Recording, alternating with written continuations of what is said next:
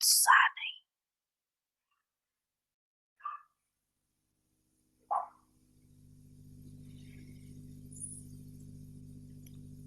तो ब्राह्मण जीवन नहीं।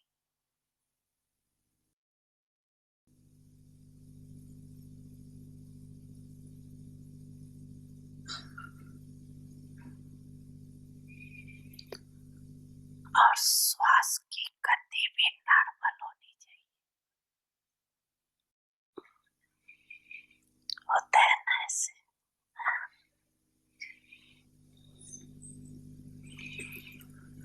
अगर श्वास की गति बहुत तेज हो जाए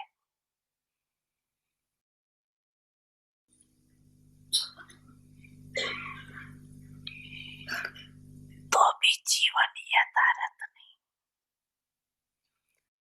और स्लो हो जाए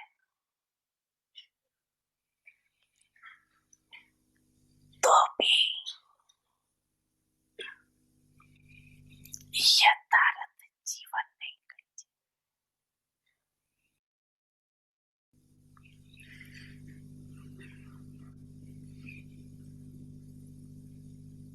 हाई ब्लड प्रेशर हो जाता है ना, या स्लो प्रेशर हो जाता है,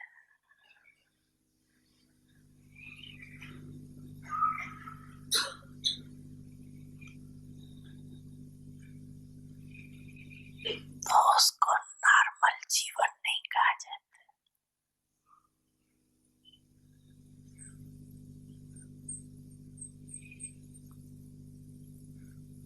तो यहाँ भी चेक करो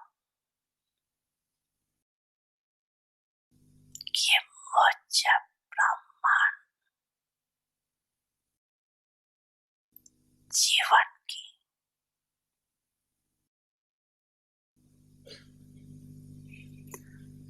उमंग उत्साह की गति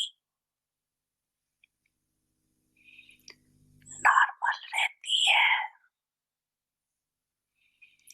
या कभी बहुत फास्ट हो जाती है, कभी स्लो हो जाती है।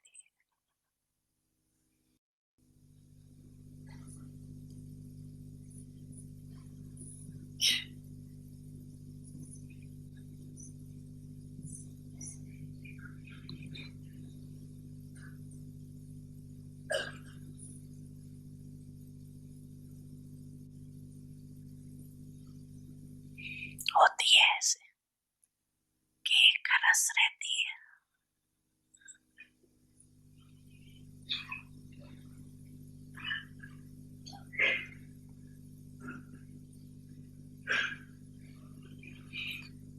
एक रस होना चाहिए ना, कि कभी बहुत कभी कम।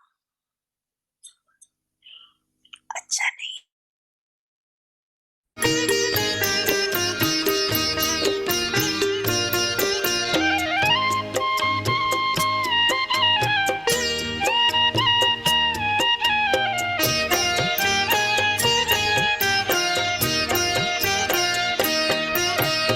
आपने संवार दी मेरी जिंदगानी, हम पे की आपने बड़ी मेहरबानी।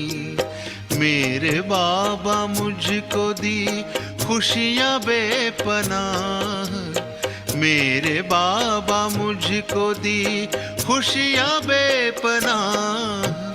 आपकी इनायतें हैं आपकी निशानी, आपने संवार दी मेरी जिंदगानी।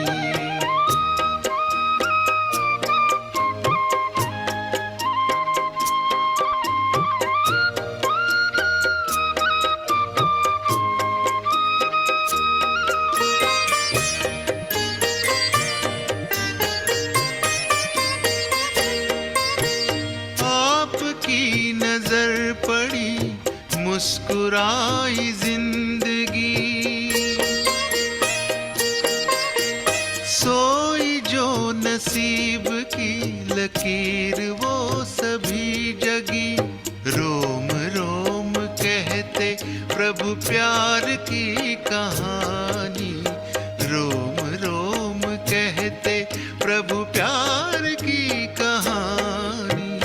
आपने संवार दी मेरी जिंदगानी, हम पे की आपने बड़ी मेहरबानी।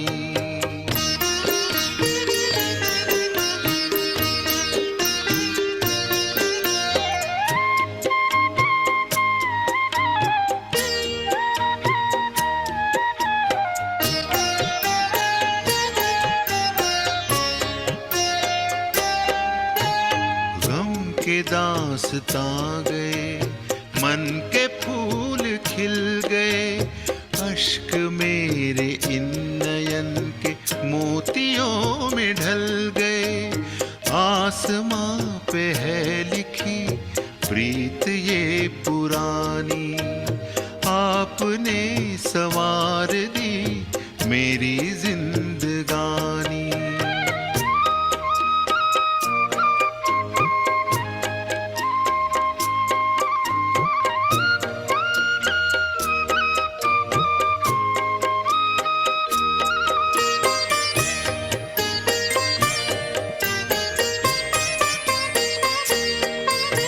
सारे भर दिए खजाने मेरे मन की खान में, खिलने लगी चांदनी अरमान के जहान में। सीरत में सूरत समाई है सुहानी, सीरत में सूरत समाई है सुहानी। आपने संवार दी मेरी जिंदगानी, हम पे की आपने बड़ी मेहरबानी। मेरे बाबा मुझको दी खुशियाँ बेपनाह, मेरे बाबा मुझको दी खुशियाँ बेपनाह। आपकी इनायतें हैं आपकी निशानी, आपने संवार दी मेरी जिंदगानी।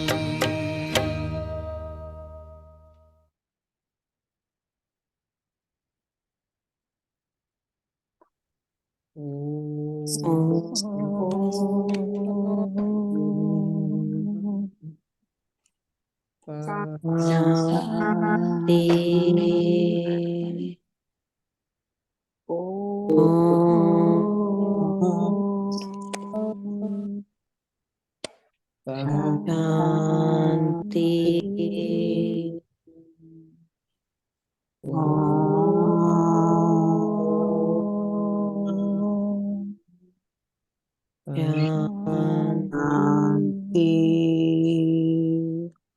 ओम शांति। शांति। अव्यक्त बाप दादा ने क्या बताया, क्या कहा? ब्रह्म जीवन का श्वास उमंग और उत्साह है। और ब्राह्मण जीवन में उमंग उत्साह नहीं तो ब्राह्मण जीवन नहीं। और चेक करने के लिए क्या बोला? श्वास की गति। उसका कंपैरिजन किया है कि ब्रेथ के साथ, कि अगर फास्ट होता है तब भी कैसे हम फील करते हैं, अगर स्लो होता है तब भी। सो उसी हिसाब से हमने रखना है। हेतल बेन बोलो। श्वास की गति जैसे ऊपर नीचे होती है तो एक रस स्थिति होनी चाहिए। और मुझे उससे ख्याल आया कि गीता में भी भगवान ने बोला है कि स्थित प्रज्ञ स्थिति, इट्स सिमिलर टू दैट। श्वास हाई हो जाएगा तो क्या होगा और लो हो जाएगा तो क्या होगा, बताओ। बाबा सुप्रीम सर्जन बनकर नॉर्मल जीवन नहीं कहा जाता। हाई बीपी, लो बीपी हो जाएगा। लो होता है तो अच्छा जीवन नहीं होता। क्या है भावना बहन, ध्यान से सुनने का। प्रश्न क्या पूछा कि बीपी, श्वास हाई होता है तो बीपी बढ़ता है, राइट? और श्वास लो होता है तो बीपी लो। कम यहाँ होता भी था, जैसे शरीर ऐसे आत्मा। है। बाबा ने शरीर का एग्जाम्पल देकर बताया। तो हमारा भी कभी कभी इतना उमंग उत्साह में आ जाते हैं, और कभी तो उल्टा भी होता है हमारा उमंग उत्साह, है ना?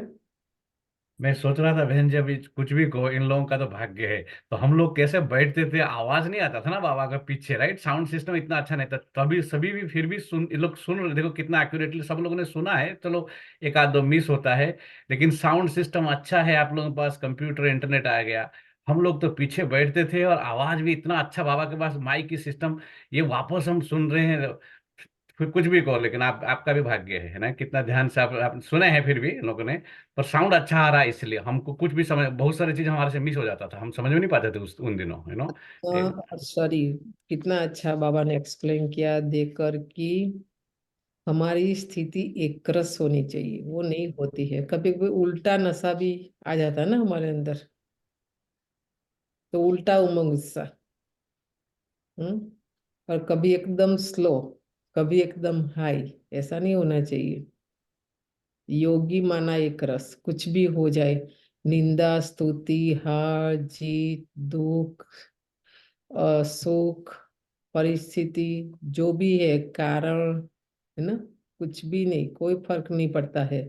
कोई ने गाली दी, कोई ने ग्लानि की, कोई ने महिमा की, हम तो, हमारा कान यूज टू है खाली महिमा सुनने के लिए, है ना? अगर उसी टाइम कोई हमारी ग्लानि कर दे तो आप देखना, उस समय स्थिति को चेक करो। तो ऐसा नहीं होना है, क्या फर्क पड़ता हमको? शरीर को बोला ना, शरीर को देखकर बोल रहे हैं, आत्मा को कौन देखता है? और आत्मा को तो देख नहीं सकते, तो आत्मा को तो नहीं बोला, है ना? तो आत्मा समझेंगे तो कोई फर्क नहीं पड़ेगा, पर देह अभिमान में रहते हैं ना, इसीलिए।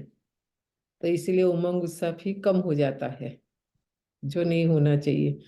ये तो कलयुग है ना, सब कुछ होगा, सब होगा, दुख भी होगा, महिमा भी होगी, ग्लानि भी होगी, मतलब जो भी है हमारे साथ आज हो रहा है प्रैक्टिकल जीवन में, बाहर से सब होगा, पर अंदर से आत्मा के ऊपर कोई फर्क नहीं आना चाहिए, बाबा का कहना है ना? हमारी स्थिति, बाबा ने मुझे कुछ नहीं कहा ना, बस उतना ही ध्यान रखना है। बाबा तो हमेशा बच्चे बच्चे, बाबा तो हमेशा कहते हैं आप मेरे राजा बच्चे, आप ऊंच पद पाने वाले। जब बाबा बोले ना तभी फर्क आना चाहिए, पर बाबा तो बोलने वाला नहीं है ना? तो दुनिया का हमें क्या लेना देना, दुनिया से हमें कोई लेना देना नहीं। आज भी बाबा की मूल्य है। बहुत लोग बाबा के लिए भी बोलते हैं, तो आज भी बाबा ने इशारा दिया है मूल्य में, है ना? क्योंकि हम तो भगवान को भी नहीं छोड़ते हैं ना। भगवान के लिए भी बोलते हैं, इस आदत है, हमारा संस्कार है, तो वो काम करता है पुराना। तो बाबा ने देखो, गीत में भी हमने सुना कि हमारी जिंदगी संवार दी, क्योंकि हमारी बहुत पुरानी प्रीत है आत्मा और परमात्मा की। ये तो शरीर है, अभी बाबा मिला तो अभी प्रीत हुई, ऐसा नहीं है। आत्मा और परमात्मा का अनादि और अविनाशी संबंध है। हम जानते या नहीं जानते, मानते या नहीं मानते, वो अलग बात है। पर बाबा की प्रीत हमारे से, हमारी प्रीत बाबा से, है ना? गीत भी ध्यान से सुनेंगे तो उसमें भी ये सब बात बाबा ने बताई। आज का जो अव्यक्त इशारा है वो भी बहुत अच्छा है ना? अभी पूरा महीना बाबा हमें सिखाते हैं संस्कारों का मिलन कैसे करें, क्योंकि रोज दिन प्रतिदिन नई नई आत्माएं हमारे संबंध संपर्क में आएगी, कांटेक्ट में आएगी, वैरायटी, स्वभाव संस्कार वाले। तो 2 तारीख है आज।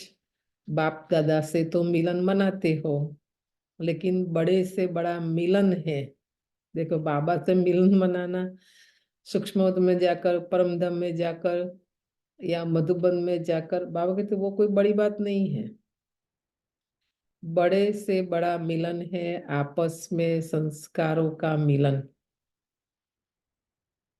तभी महाराज कहा ना और दिखाया, आपस में संस्कारों का मिलन।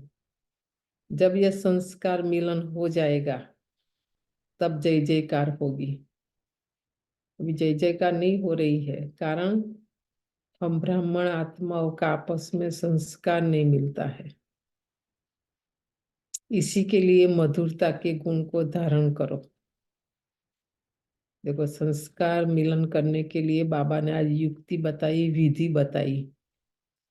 कौन सा गुण चाहिए? मधुरता का गुण चाहिए। कटाक्ष के बोल व कटु बोल नहीं बोलो। कटाक्ष के बोल व कटु बोल नहीं बोलो।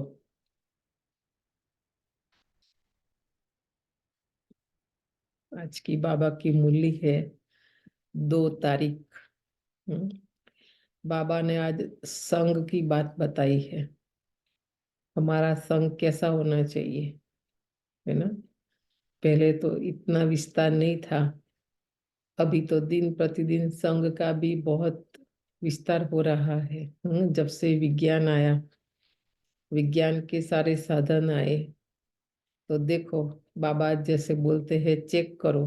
पहले तो ऐसा ही होता कि देहधारी का संग, है ना, इतना ही हम समझते थे कि जिसके संग में रहेंगे, जैसा संग होगा ऐसा बनेंगे। पर अभी जब बाबा के बने, ज्ञान मिला, तो हमें पता चला कि दृष्टि भी एक संग है, अन्न भी एक संग है। दृष्टि दोष, अन्न दोष, है ना। जैसे संग दोष होता है ना, ऐसे और दोष बोलो। आप सब अनुभवी है, बोलते जाओ। क्या है बताओ, किसके संग? पितृदोष, मातृदोष, और सारा दिन किसके संग में रहते हो? मीडिया दोस्त। मीडिया में क्या है बोलो? ये अच्छी बात बताई, सबसे बड़ी बात बताई मीडिया। तो मीडिया में क्या क्या है उसका विश्लेषण करो। कौन कौन हम यूज? क्या सुनते हैं, क्या देखते हैं उसमें, फिर उस पे कई बारी जो देखेंगे वही फीड कर रहे हैं माइंड को। सो जब बाहर आना है तो वही आना है जो उसमें फीड हुआ है, देखा है, सुना है, समझा है। खुद भी करते हो, औरों को भी करते हैं। अभी लिस्ट बनाओ, आप सबको पता है, मुझे तो इतना पता नहीं है। आप तो यूज भी करते होंगे साधनों को, इंस्टाग्राम, फेसबुक, बोलते जाओ ऑनलाइन में। और क्या क्या है, लिस्ट निकालो। शीतल बेन, क्या है और? सब बंद कर दिया है। नहीं, स्नैपचैट, ट्विटर। तो होगा ना, पता तो होगा ना कि और क्या। मुझे तो नहीं, मुझे जानना है इसलिए, ताकि मुझे भी समझ में आए ना कि लोग क्या यूज कर रहे हैं। लिस्ट निकालो, निकलेगा अभी। Snapchat, Twitter, all those. और सबसे अब तो ज्यादा बहुत, यूट्यूब शॉर्ट्स देखते हैं हाँ, लोग। यूट्यूब शॉर्ट देखते हैं, और वो वो भी टिकटॉक। देखते हैं। या देखो, बोलो जल्दी जल्दी बोलो, फास्ट बोलो, बहुत है।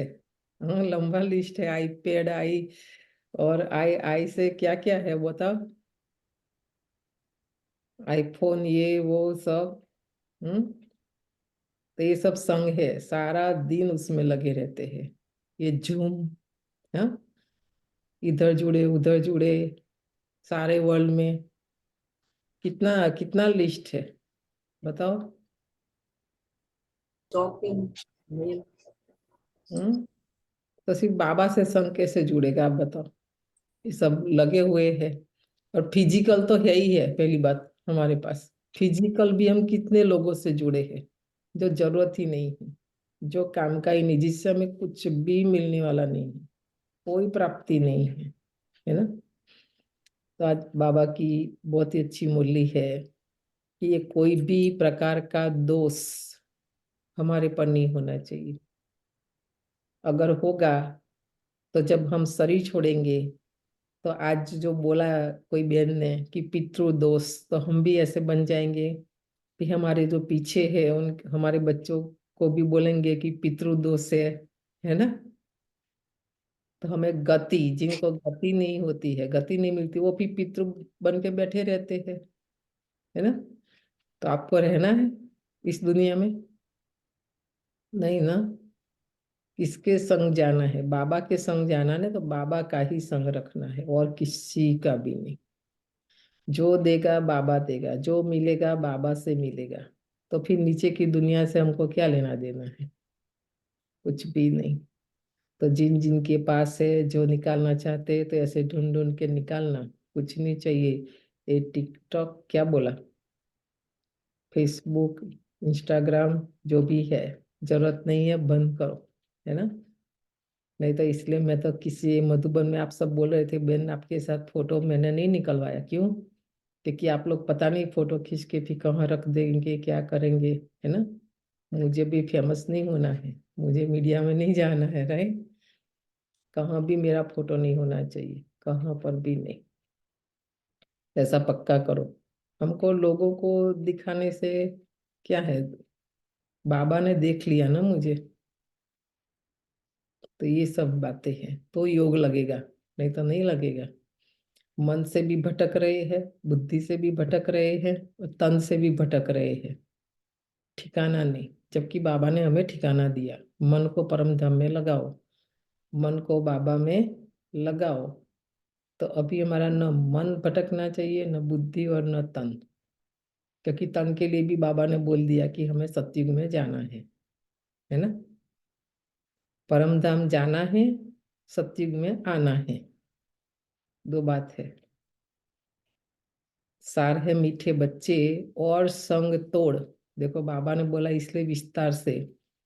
तो आज से क्या करना है? और संग तोड़, एक संग जोड़ो।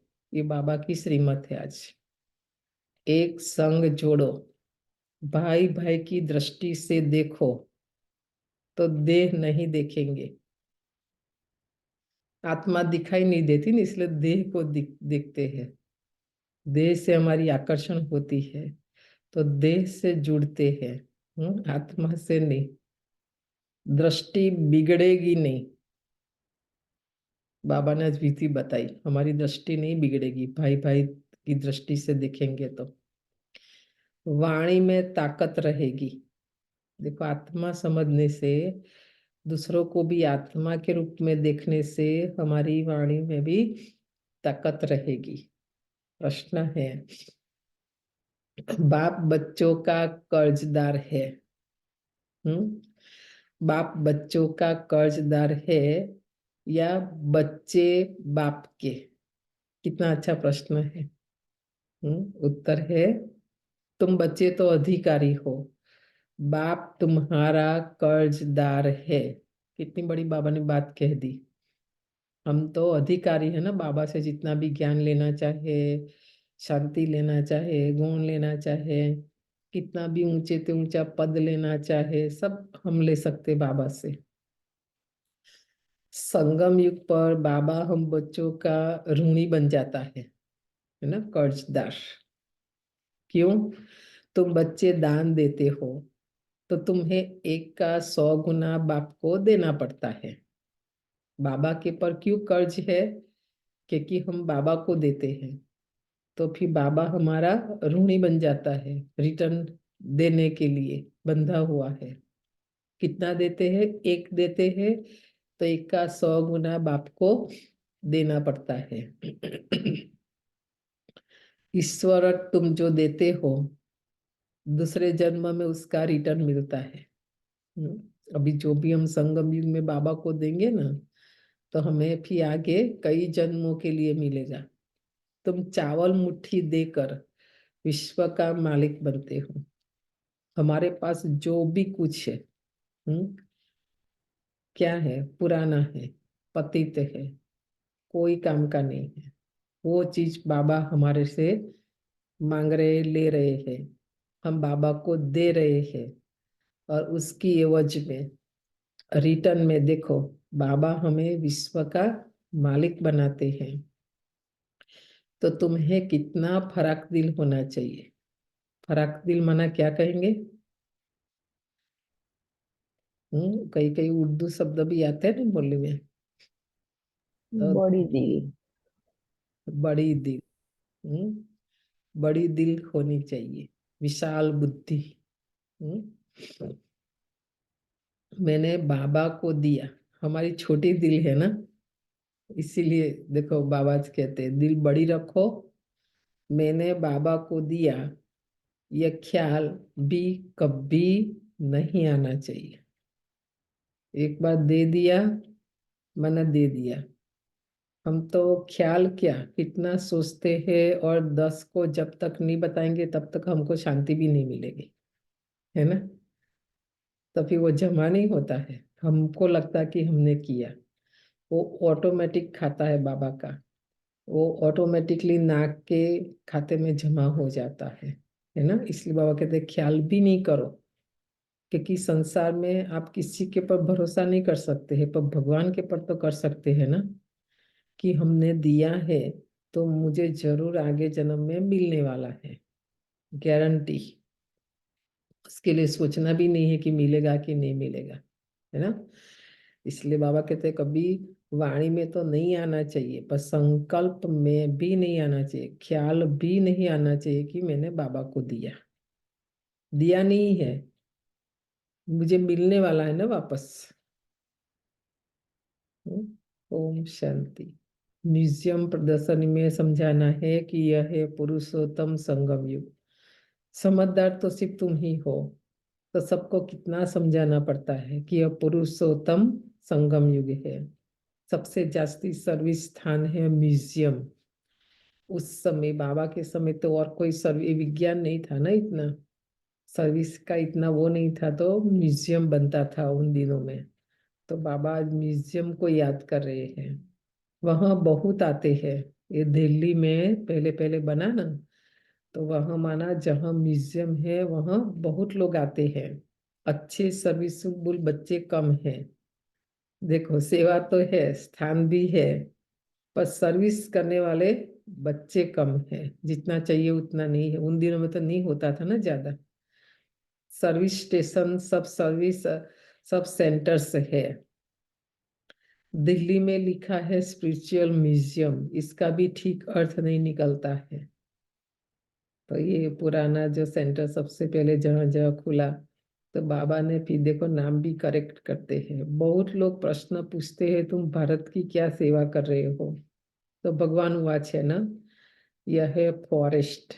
आज ये कलयुगी जो दुनिया है, बाबा उसको जंगल बोल रहे हैं। सारी दुनिया जंगल है। तुम इस समय संगम पर हो, न फॉरेस्ट के और न गार्डन के। अभी हम जंगल में भी नहीं है, तो सत्युगी गार्डन में भी नहीं है ना, बीच में है संगम पर। अब गार्डन में जाने का पुरुषार्थ कर रहे हो। तुम इस रावण राज्य को राम राज्य बना रहे हो। तुमसे प्रश्न पूछते हैं इतना खर्चा कहाँ से आया, पूछते हैं ना। अभी भी देखो प्रोग्राम चल रहा है, हम तो किसी को नहीं बोलते हैं, सामने से बोलते हैं खर्चा कहाँ से आएगा, है ना, पूछते हैं। तो फिर वो देते हैं, तो बाबा कहते बोलो ये खर्चा कहाँ से आता है, बोलो। हम बीके ही करते हैं। राम राज्य की स्थापना हो रही है, तुम थोड़ा रोज आकर समझो कि हम क्या कर रहे हैं, हमारी एम ऑब्जेक्ट क्या है। वो लोग सॉवरेंटी को मानते ही नहीं, इसलिए राजाओं की राजाई खत्म कर दी है। इस समय तो वो भी तमो प्रधान बन पड़े हैं, इसलिए अच्छे नहीं लगते हैं जो पहले राजाए थे, है ना। उन्हों का भी ड्रामा अनुसार दोष नहीं है, जो कुछ ड्रामा में होता है वह हम पार्ट बजाते हैं। कल कल बाप द्वारा स्थापना का यह पार्ट चलता है। खर्चा भी तुम बच्चे ही करते हो अपने लिए, है ना, क्योंकि बाबा हमारे ही तन मन धन से ये भारत को स्वर्ग बना रहे हैं। और भारत को स्वर्ग बनाने के लिए बाबा ने हमें कार्य दिया है, जिम्मेवारी दी है। हमें दूसरों से नहीं मांगना है, दूसरों से नहीं लेना है, अपना सफल करना है ना। हम करेंगे तो हमको मिलेगा। अगर दूसरों से लेंगे तो बाबा को, आज बोला ना, बाबा कर्जदार बन जाता है, फिर बाबा को उनको देना पड़ता है जबकि उनकी तकदीर में नहीं है ना। तो मेरा तकदीर, मेरा भाग्य बनाने के लिए मुझे देना है खर्चा, जो भी होता है। श्रीमत पर अपना खर्चा कर। देखो, खर्चा भी जो है ना श्रीमत पर करना। अगर श्रीमत पर खर्चा नहीं किया तो भी भाग्य नहीं बनेगा। श्रीमत पर अपना खर्चा कर, अपने लिए सत्युगी राजधानी बना रहे हो। और जो भी खर्चा हम कर रहे हैं, सत्युगी राजधानी बना रहे हैं, वो दूसरों के लिए नहीं। मैं आत्मा, मेरे लिए, है ना, हमारे लिए। और किसी को भी पता नहीं है। तुम्हारा नाम मशहूर है, अनवॉरियर्स। वास्तव में उस सेना में अनवॉरियर्स कोई होते नहीं। सिपाही लोग का रजिस्टर रहता है। ऐसा हो न सके जिसका नाम, नंबर रजिस्टर में न हो। वास्तव में अनवॉरियर्स तुम हो। तुम्हारा कोई रजिस्टर में नाम नहीं। तुमको कोई हथियार पावर नहीं। इसमें जिस्मानी हिस्सा तो है नहीं। योग बल से तुम विश्व पर जीत पाते हो। ईश्वर सर्वशक्तिमान है ना। याद से तुम शक्ति ले रहे हो। सतो प्रधान बनने के लिए तुम बाप से योग लगा रहे हो। हम क्यों बाबा को याद कर रहे हैं?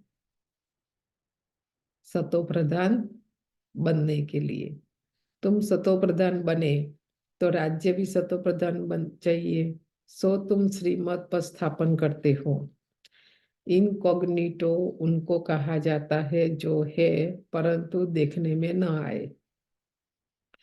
तुम शिव बाबा को भी आंखों से देख नहीं सकते हो। हमारा सारा कार्य देखो, वैसे तो देखने में आता है ना, सारे संसार को पता है, पर न आत्मा देखने में आती है, न परमात्मा देखने में आता है, न परम धाम और न सतयुग। जो कार्य हम कर रहे हैं तो उस रूप में है सारा गुप्त। तुम शिव बाबा को भी आंखों से देख नहीं सकते। तुम भी गुप्त, तो शक्ति भी तुम गुप्त ले रहे हो। तुम समझते हो हम पति से पावन बन रहे हैं, और पावन दुनिया में ही शक्ति होती है।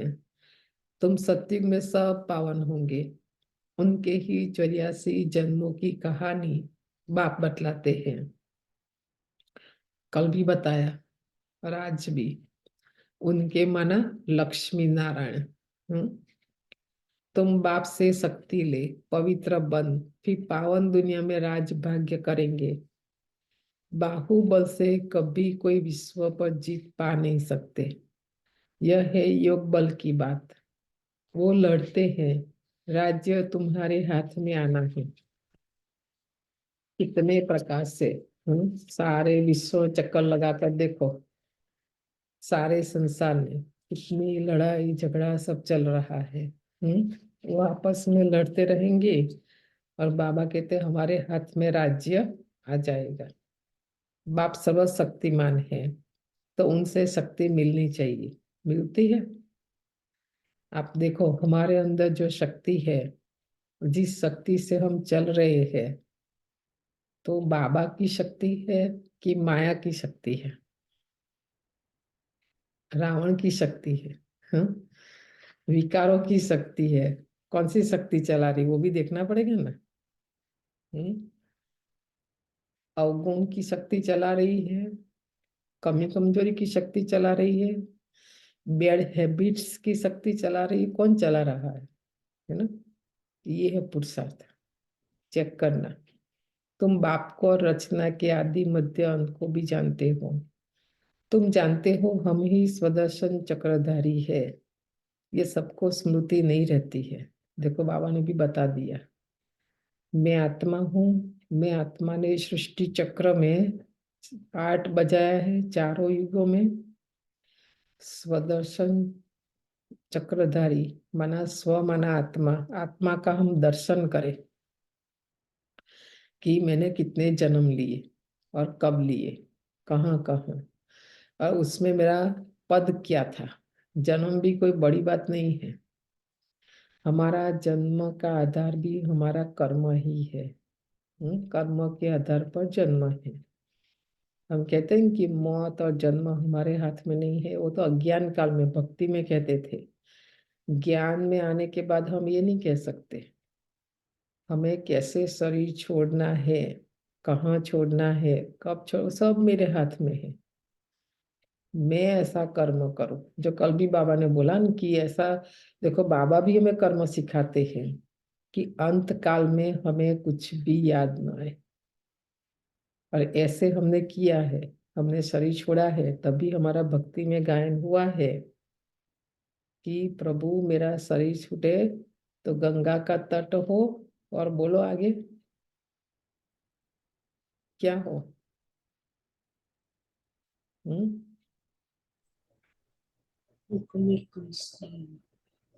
हम्म नहीं।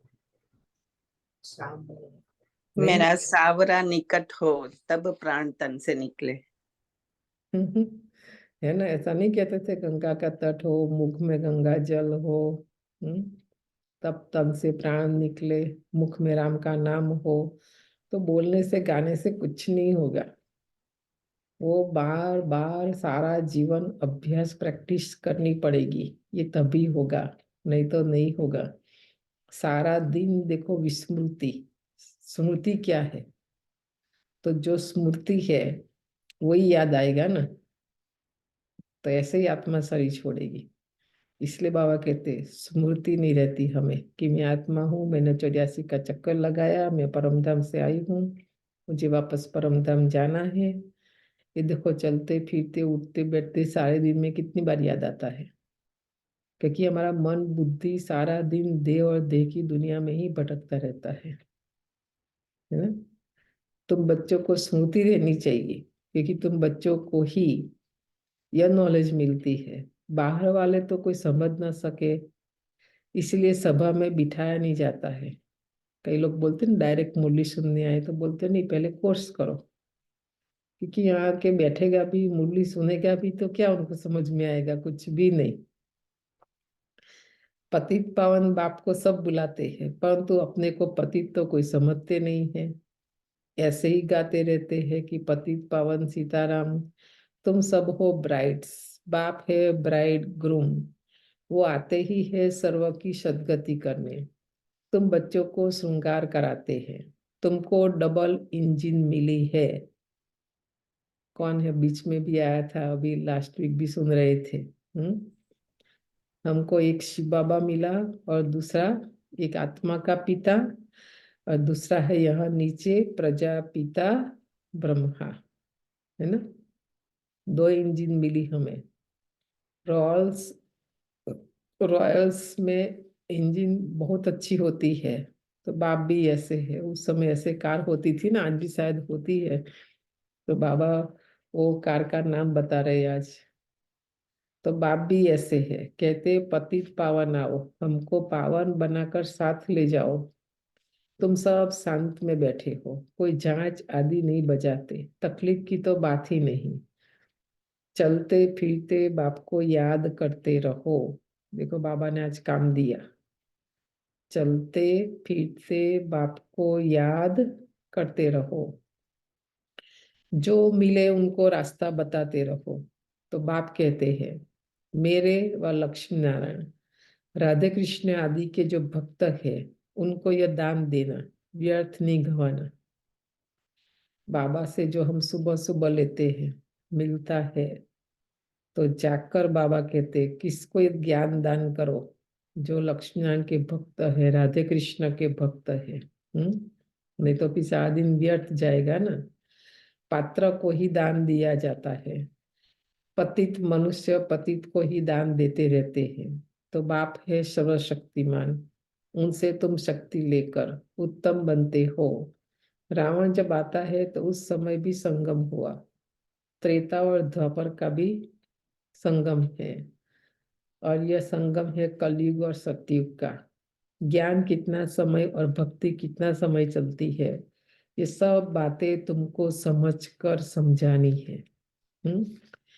हमें क्यों समझनी है, बाबा हमें ये सारी बातें क्यों समझा रहे हैं, क्योंकि हमें समझकर फिर औरों को समझाना है। तो मुख्य बात है बेहद के बाप को याद करो। जब बेहद का बाप आते हैं तो विनाश भी होता है। महाभारत लड़ाई कब लगी? जब भगवान ने राजयोग सिखाया था। समझ में आता है नई दुनिया का आदि, पुरानी दुनिया का अंत, अर्थात विनाश होना है। दुनिया घोर अंधेरे में पड़ी है, अब उनको जगाना है। आधे कल से सोए पड़े हैं। बाप समझाते हैं, अपने को आत्मा समझ, भाई भाई की दृष्टि से देखो। तो तुम जब किसी को ज्ञान देंगे तो तुम्हारी वाणी में ताकत आएगी। तभी उनके पर असर आएगा, फर्क पड़ेगा। इसलिए सबसे पहले हमारा पुरुषार्थ चाहिए। आत्मा समझना, भाई भाई की दृष्टि से देखना। आत्मा ही पावन, आत्मा ही पतित है। आत्मा पावन बने तब शरीर भी पावन मिले। अभी तो मिल न सके। पावन सभी को बनना है, कोई योग बल से, कोई सजाओ से। मेहनत है याद के यात्रा की।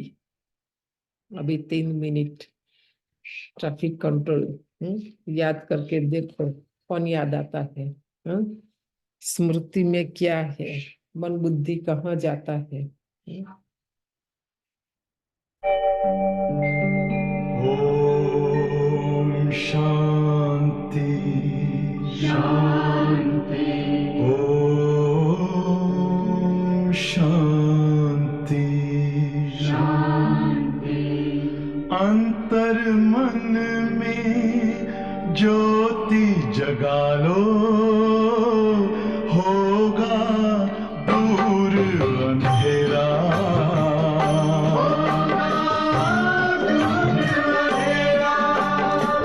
शिव का कर लो ध्यान, आ रहा पावन पुण्य सवेरा।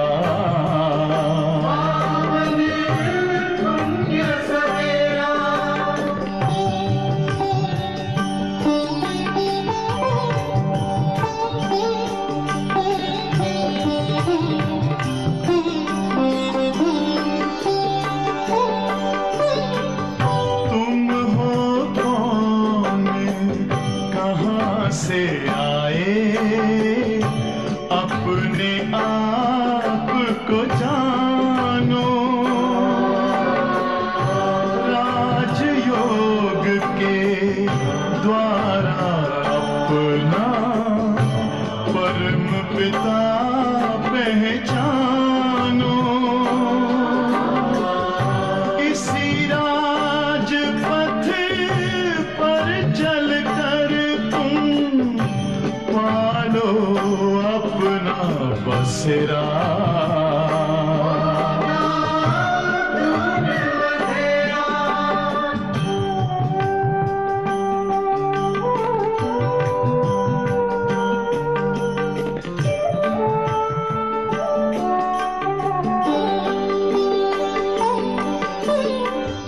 तुम हो आत्मा तन से न्यारे, परमात्मा को प्यारे। दिव्य गुणों को धारण करके योगी बनो दुलारे। ज्योति बिंदु ही तोड़ेगा ये माया मोह का घेरा।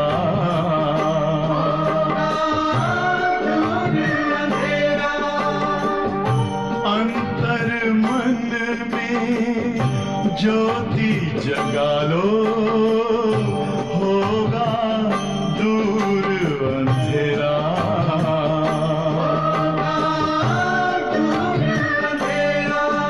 ओम शांति। ओम शांति। ओम शांति।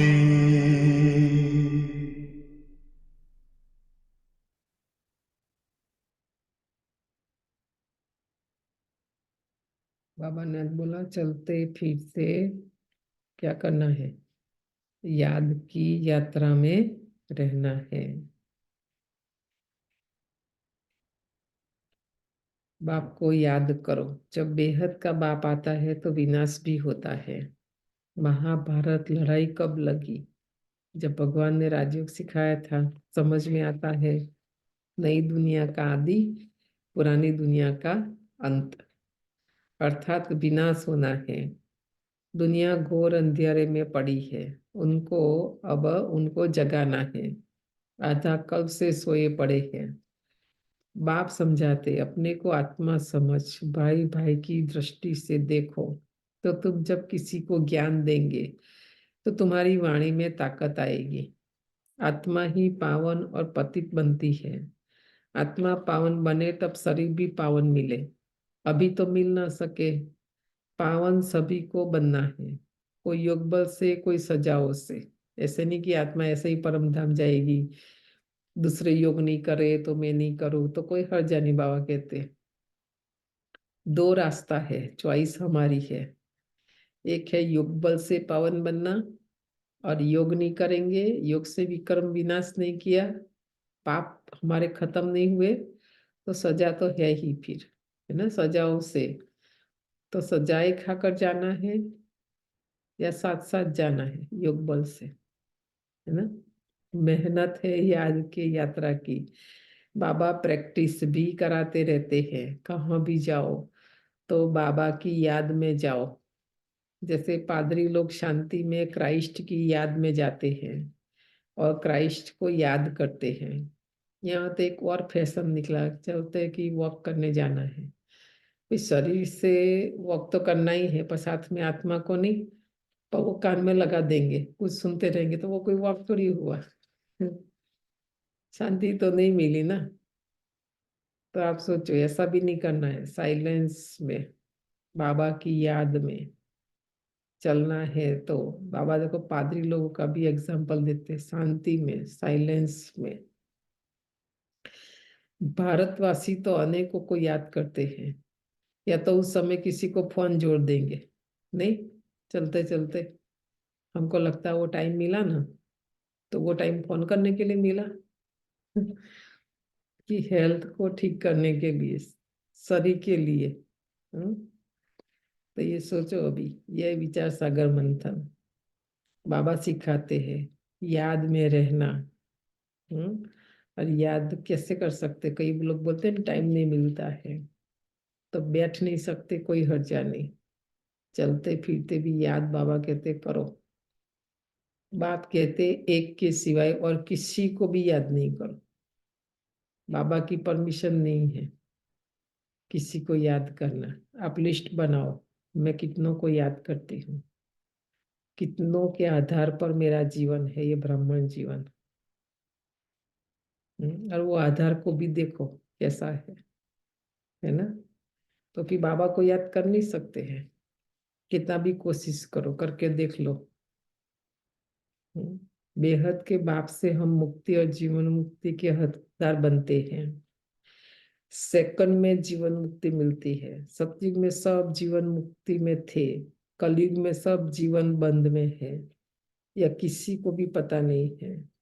ये सब बातें बाप बच्चों को समझाते हैं। बच्चे भी बाप का शो करते हैं, सब तरफ चक्कर लगाते हैं। तो तुम्हारा फर्ज है मनुष्य मात्र को यह पैगाम देना कि यह पुरुषोत्तम संगम युग है।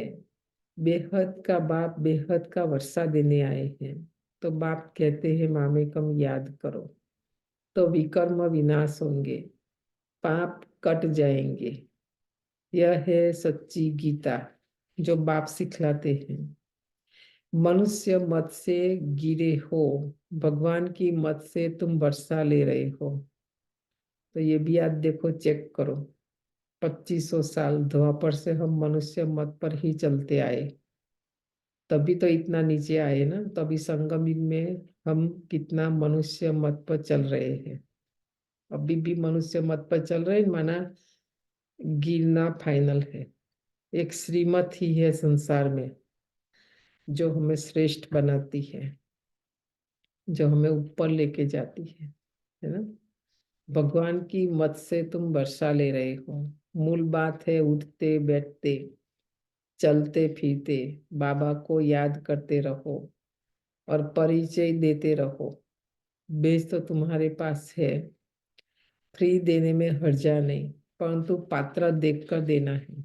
ठीक है, कई लोग बेच मांगते हैं ना, तो हम कहते हैं भी ये बेच पहनकर फिर आप रेस्टोरेंट, सिनेमा, है ना, कहीं जा नहीं सकते हैं।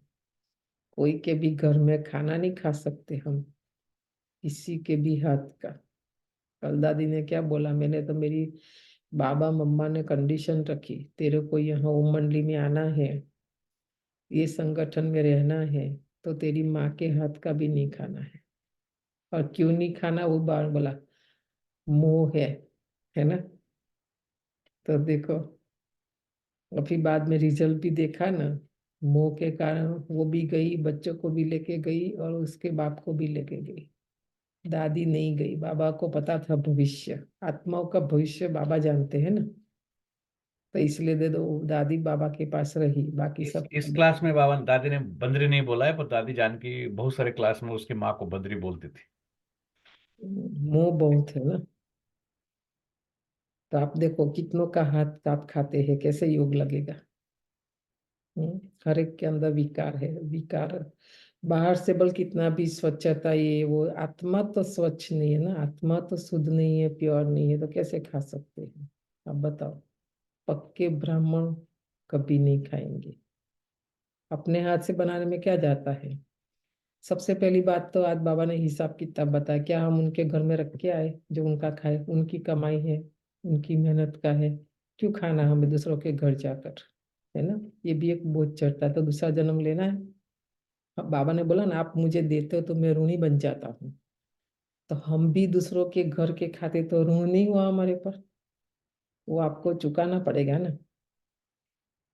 और कल परसों गीत सुन रहे थे हम, बाबा के भी हम इतना ऋणी है, बच्चे कितने भी जन्म ले ले, कई जन्म ले ले, तो भी ये ऋण जो बाबा ने हमें हमारे पर उपकार किया, वो ऋण हम चुका नहीं सकते हैं। तो देहधारियों का क्यों ले हम, है ना। उन्होंने अपने लिए कुछ किया ना, जो भी किया। बाबा ने छुट्टी दी, जिनकी सेवा करते हो, जिनकी सेवा की है ना, नहीं तो हिसाब किताब बनता है सारा, और वो चुप तो करना पड़ेगा फिर। और उसी आत्मा के घर जाकर फिर जन्म लेना है, उनके आजू बाजू जन्म लेना है, तो देह धैर्य से जुड़ना और ये सब करना। बाबा की कोई मना नहीं, आत्मा अपना ही नुकसान करती है ना। तो आप सोचो, तो बाप बच्चों को उल्हाना देते हैं। आज देखो बाबा हम बच्चों को उल्हाना दे रहे हैं कि तुम लौकिक बाप को याद करते हो और मुझ पारलौकिक बाप को भूल जाते हो। लज्जा नहीं आती है। देखो बाबा को भूल जाते हैं ना, तो बाबा को कितना अंदर लगता है, तभी ऐसे कड़े शब्द बोल रहे हैं। लज्जा नहीं आती है ना। तुम ही पवित्र प्रवृत्ति मार्ग के गृहस्थ व्यवहार में थे, अब भी बनना है। तुम हो भगवान के सौदागर, हम कोई कम नहीं है। हम आत्माओं का सौदा परमात्मा से कराते हैं, कम बात है क्या। हम्म तुम हो भगवान के सौदागर, पर ये नहीं करा कि आत्मा को परमात्मा से नहीं जुड़ाते और आपस में जुड़ जाते हैं। और आपस में ही जुड़ाने की हमारी हमेशा कोशिश रहती है, आप देख लेना। तो कैसे हम खुद ही आत्मा परमात्मा से नहीं जुड़े हैं, तो दूसरों को कैसे जुड़ाएंगे। आप सोचो, बहुत बड़ी पॉइंट आज जी बाबा ने बोली। हमें परमात्मा से सौदा कराना ना, ये बिजनेस है ये, कि आत्मा को 21 जन्म का वर्षा मिले। कौन सा सौदा कराना है, कि आत्मा को 21 जन्म के लिए उसको बाबा से मिले। मैं तो नहीं दे सकती ना आत्मा। अपने अंदर देखो, बुद्धि कहाँ भटकती तो नहीं है। देखो बाबा ने ही बोला, संसार में बुद्धि भटकती रहती है ना, तो भजन बार बार याद करना। संसार में मन भटकना नहीं चाहिए हमारा, बुद्धि कहाँ जानी चाहिए, नीचे जो विस्तार है उसके बदले विस्तार को समेट कर बुद्धि ऊपर जानी चाहिए ना, परम धाम में। तो अपने अंदर देखो, बुद्धि कहाँ भटकती तो नहीं है। बाप को कितना समय याद किया, आज का दिन खाली देख लो। ये होमवर्क है। बाप कहते हैं और संग तोड़, एक संग जोड़ो।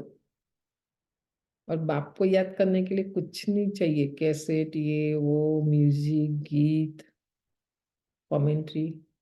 तो बुद्धि उसमें जाती ना, सुनने में, कान सुनने में ही रह जाता। आप देखना, आपको लगता है कि मैंने योग किया। जितना शांत रहेंगे, साइलेंस में रहेंगे, उतना मन बुद्धि भी कोशिश करेगी ये आवाज की दुनिया से ऊपर जाने के लिए, है ना। हमें तो ये आवाज की दुनिया से भी परे जाना है ना, तो ये प्रैक्टिस, अभ्यास यहाँ करना पड़ेगा। तो हमें कुछ नहीं चाहिए, भूल नहीं करनी है। कौन सी भूल नहीं करनी है बताओ? वो भूल जो हम करते हैं ना, इसलिए आज बाबा बोल रहे हैं, और संग तोड़ एक संग जोड़े, ये भूल नहीं करनी है। हम क्या करते हैं, बाबा के संग तोड़ देते हैं, औरों के संग जुड़ जाते हैं, है ना। यही भूल होती है हमारी, यही भूल करते हैं। तो बाबा कहते हैं ये भूल नहीं करो। यह भी समझाया है कि भाई भाई की दृष्टि से देखो तो देह नहीं देखेंगे, नहीं तो देह दिखाई पड़ता है।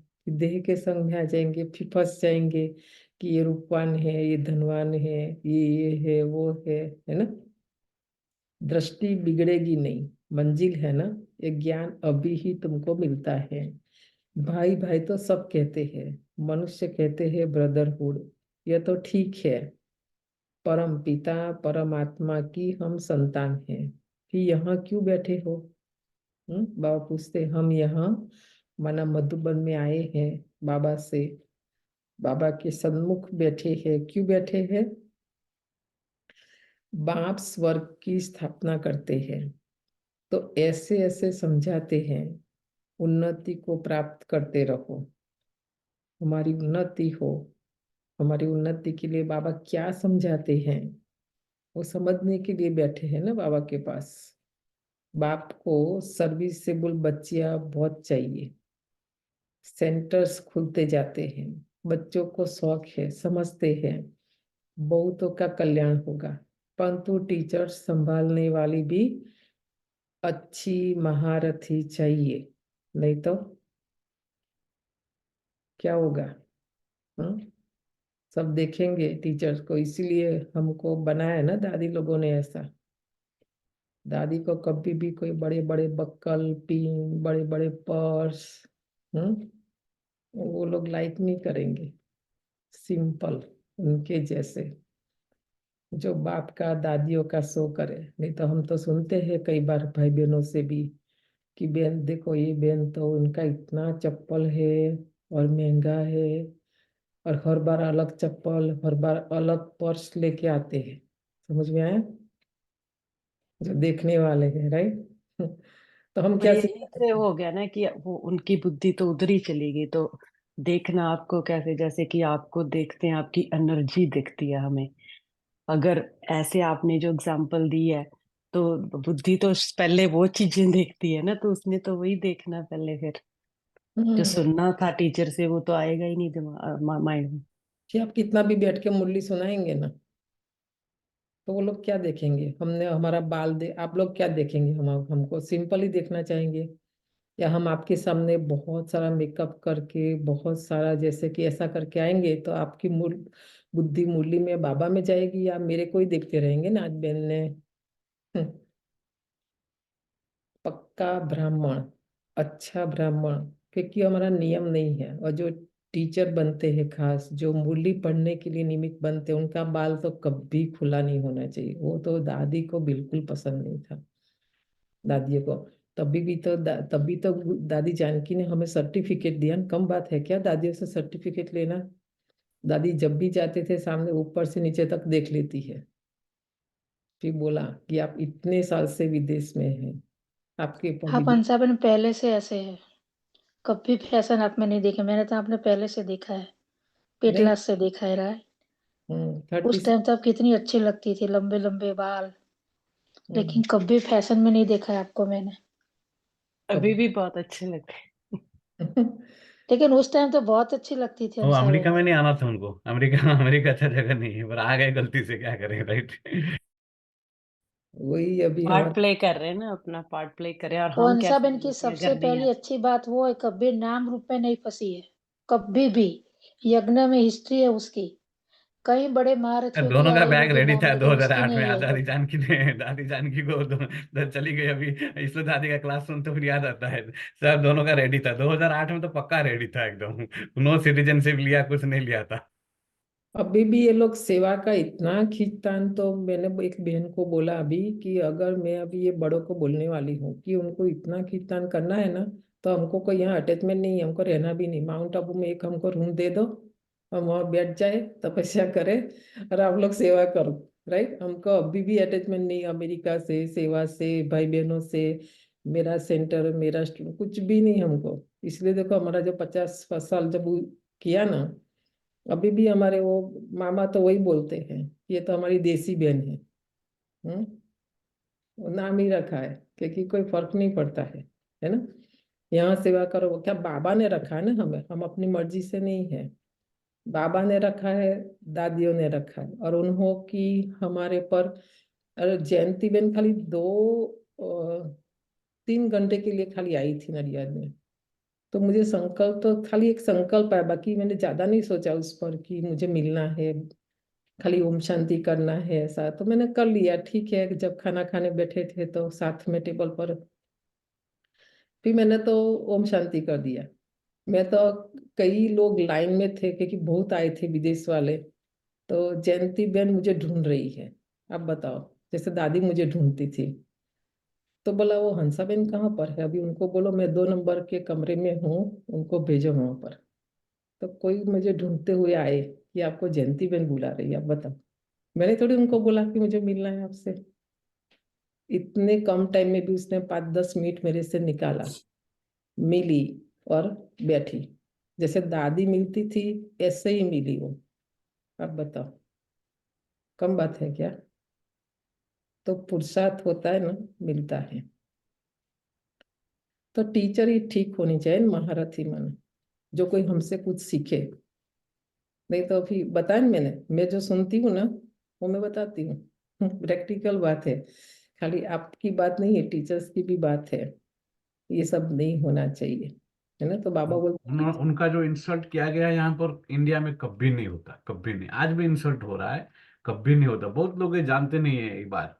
तो पूर्णिमा बहन, संध्या बहन के बाद उनका नंबर होता था, तो हम इसलिए सपोर्ट देने की, दादी तो इसलिए भाइयों को रखते हैं ना, बहनों को सपोर्ट। बाकी एक टाइम ऐसा था, लोग डायरेक्ट इंसल्ट करते थे क्लास में, डायरेक्ट एकदम। तो टीचर्स भी नंबरवार है, ठीक है। आज बाबा ने ही बोल दिया। आज भी लोगों को सेवा चांस देते तो लोग उनके ऊपर फेंक के जाते हैं चीजें, राइट। क्यों चांस नहीं लेते हैं, तो ऐसा है। तो आसान, आश्रम चलाना इतना आसान नहीं। घरों में बैठ करके सुनना अलग बात है, आश्रम चलाना अलग बात है। टीचर्स भी नंबरवार है।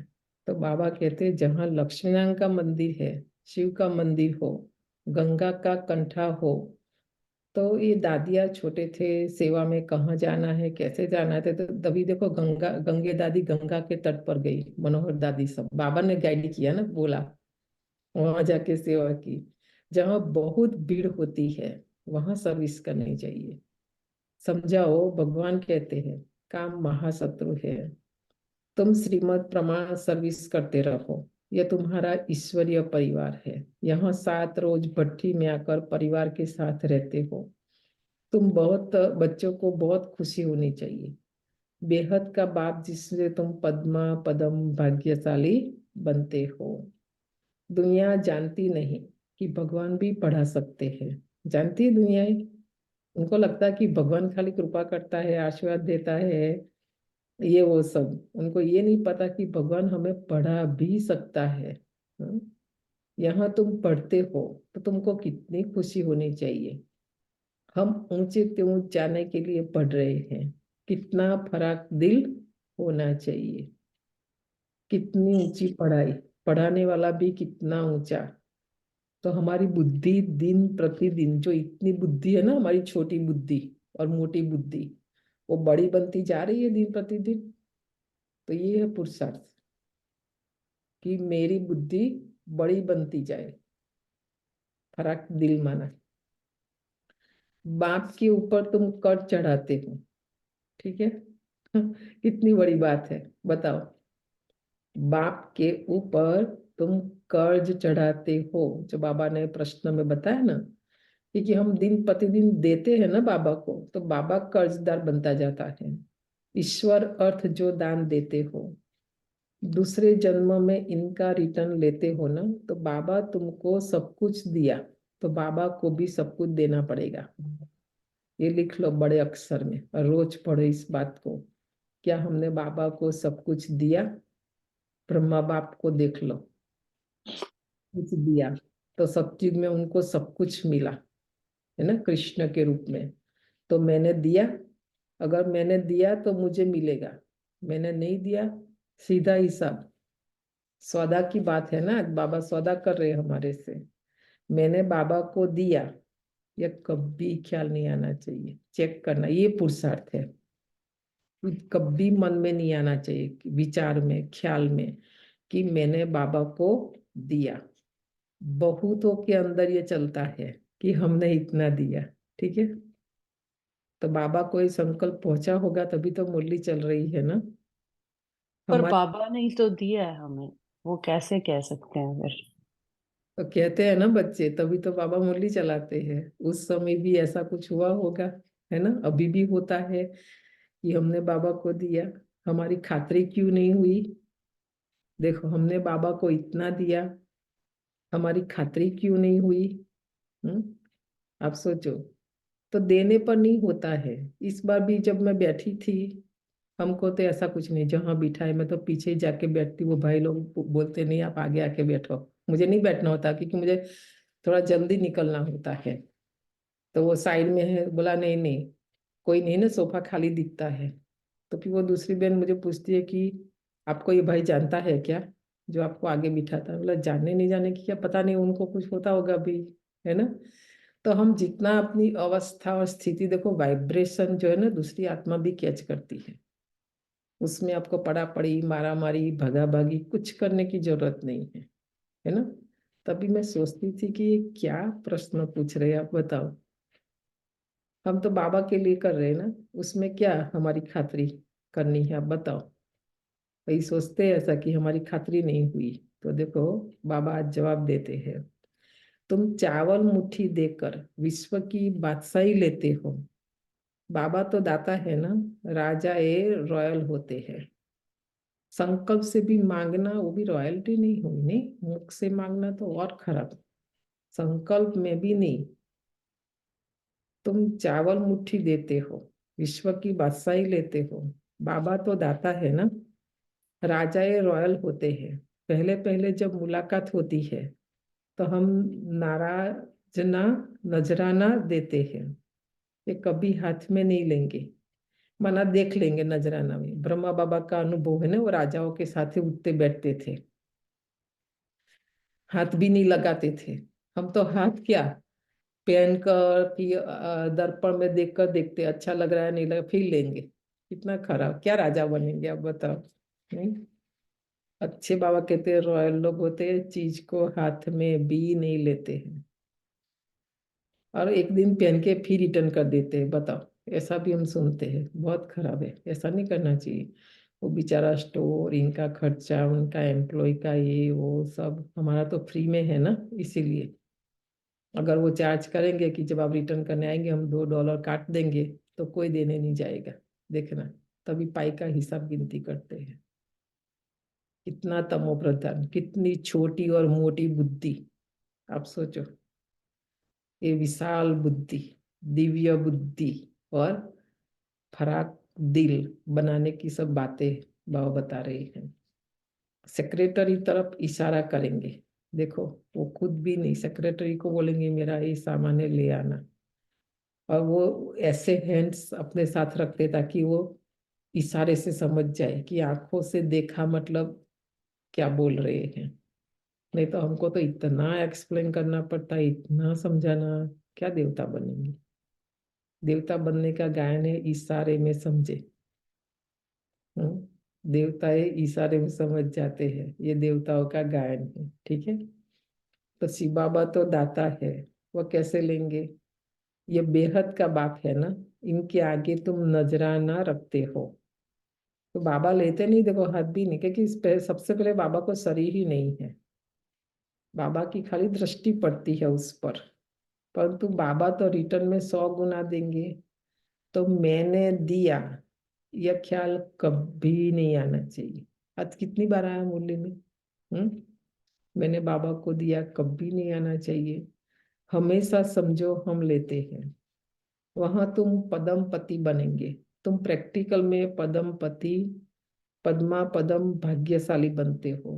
बहुत बच्चे फराक दिल भी है, ऐसे नहीं कि नहीं है, बहुत बच्चे हैं। तो कई मनहूस माना कंजूस भी है, बाबा के घर में। रमेश भाई का कितनी बार हमने अनुभव सुना, उनकी माँ ज्ञान में थी, वो थोड़ी, तो शांता बेन का कितना बड़ा दिल था, बोला बाबा को लाओ हमारे घर में, बाबा को हम रखेंगे, बाबा की यहाँ हम हेल्थ ठीक करेंगे, क्योंकि हेल्थ का कुछ था बाबा को उस समय। तो उस समय तो कितना, मतलब एक एक पाई का भी बहुत वैल्यू होता था। तो दादी जानकी की माँ के हाथ से खाने के लिए बाबा ने मना किया, और रमेश भाई की मदर के हाथ में ब्रह्मा बाबा खुद खाए हैं, आप देख लो, ठीक है, फर्क है, कैसी होगी वो आत्मा, राइट है ना। तो कोई बाबा कहते फराक दिल भी है, तो कोई कंजूस भी है, मनहूस भी है। तो किस लिस्ट में रहना है बताओ, मेरा नाम किस लिस्ट में होना चाहिए? रखते हैं। समझते ही नहीं है, बाबा कहते समझते ही नहीं है कि पद्मा पद्मपति हम बनते हैं, हम बहुत सुखी बनते हैं, है ना। बड़ी दिल नहीं ना, फराक दिल नहीं थी, बातें समझ में नहीं आती है। जब परमात्मा बाप गैर हाजिर है तो इनडायरेक्ट अल्पकाल के लिए फल देते हैं, जब हाजिर है तो 21 जन्मों के लिए देते हैं। यह गाया हुआ है, शिव बाबा का भंडारा भरपूर है, ठीक है। जो बोलते रहते हैं ना मैंने दिया, आज बाबा उनके लिए बोलते हैं, बाबा के पास कोई कमी नहीं, बाबा के घर में कोई कमी नहीं, मैं नहीं दूंगी, बाबा कोई दूसरा को ले आएगा, हाँ, दूसरा कोई दे देगा ना। तो कोई कमी नहीं, भंडारा भरपूर है। देखो ढेर बच्चे हैं, किसी को भी ये मालूम नहीं है कि कौन क्या देते हैं, बाप जाने, और बाप की गोत्री माना ब्रह्मा जाने, जिसमें बाप रहते हैं, बिल्कुल साधारण। यज्ञ कैसे चलते हैं, कौन देता है कितना, कुछ भी किसी को भी आज तक पता नहीं चला, क्योंकि हमारे यहाँ नेम प्लेट की बात नहीं है ना, लिखना ये वो सब गुप्त है सारा। तो खाली जो देने वाले हैं वो जाने और बाबा जाने।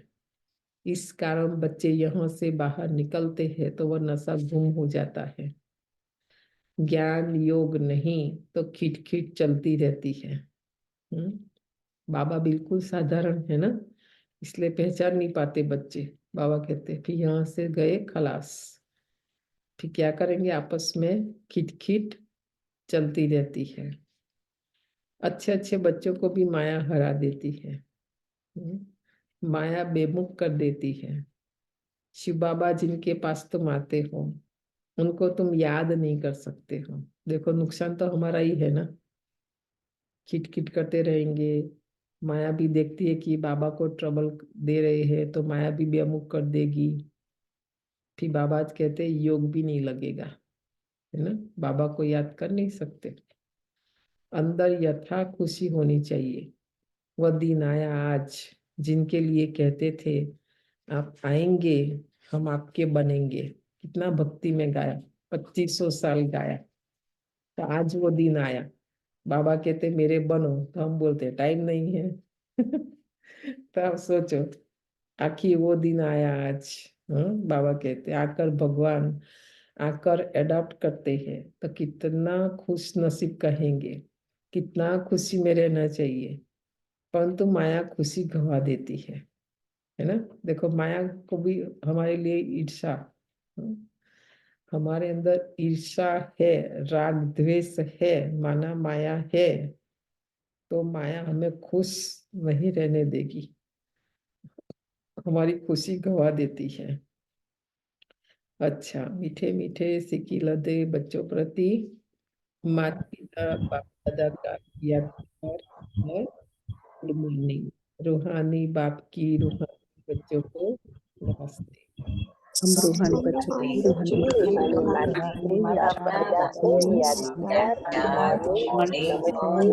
नमस्ते।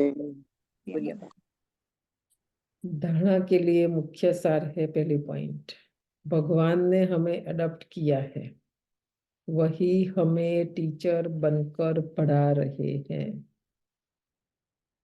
अपने पद्मा पदम भाग्य का सिमरण कर खुशी में रहना है। हमारा उल्टा पुरुषार्थ है, सारे दिन दूसरों के भाग्य का गुणगान करते रहते हैं। इसलिए बाबा ने जो मुझे भाग्य दिया है, मैं भी कोई कम नहीं हूँ, पद्मा पदम भाग्यशाली आत्मा हूँ, है ना। तो बाबा ने आज काम दिया, अपने भाग्य का सिमरण करो तो खुशी में रहेंगे। दूसरा है, हम आत्मा भाई भाई है, ये दृष्टि पक्की करनी है, देह को नहीं देखना है। भगवान से सौदा करने के बाद फिर बुद्धि को भटकाना नहीं है, ये इम्पोर्टेंट पॉइंट है। 2500 साल भटकाया ना बुद्धि को, मन को, तन से। इस जन्म में भी देखो कहाँ कहाँ जाके यात्रा करके आए, है ना।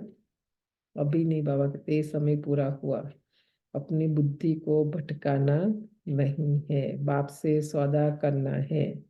और जिन्होंने बाप से सौदा किया ना, उनकी बुद्धि कहाँ भी देह और देह की दुनिया में कभी नहीं फंसेगी, कभी नहीं, है ना। जिन्होंने बाप से सौदा नहीं किया ना, तो उनको लगता कि मैं यहाँ चली जाऊँ, मैं वहाँ चली जाऊँ, मैं इनसे मिलूँ तो ये हो जाएगा वो हो जाएगा, भी कुछ नहीं होगा।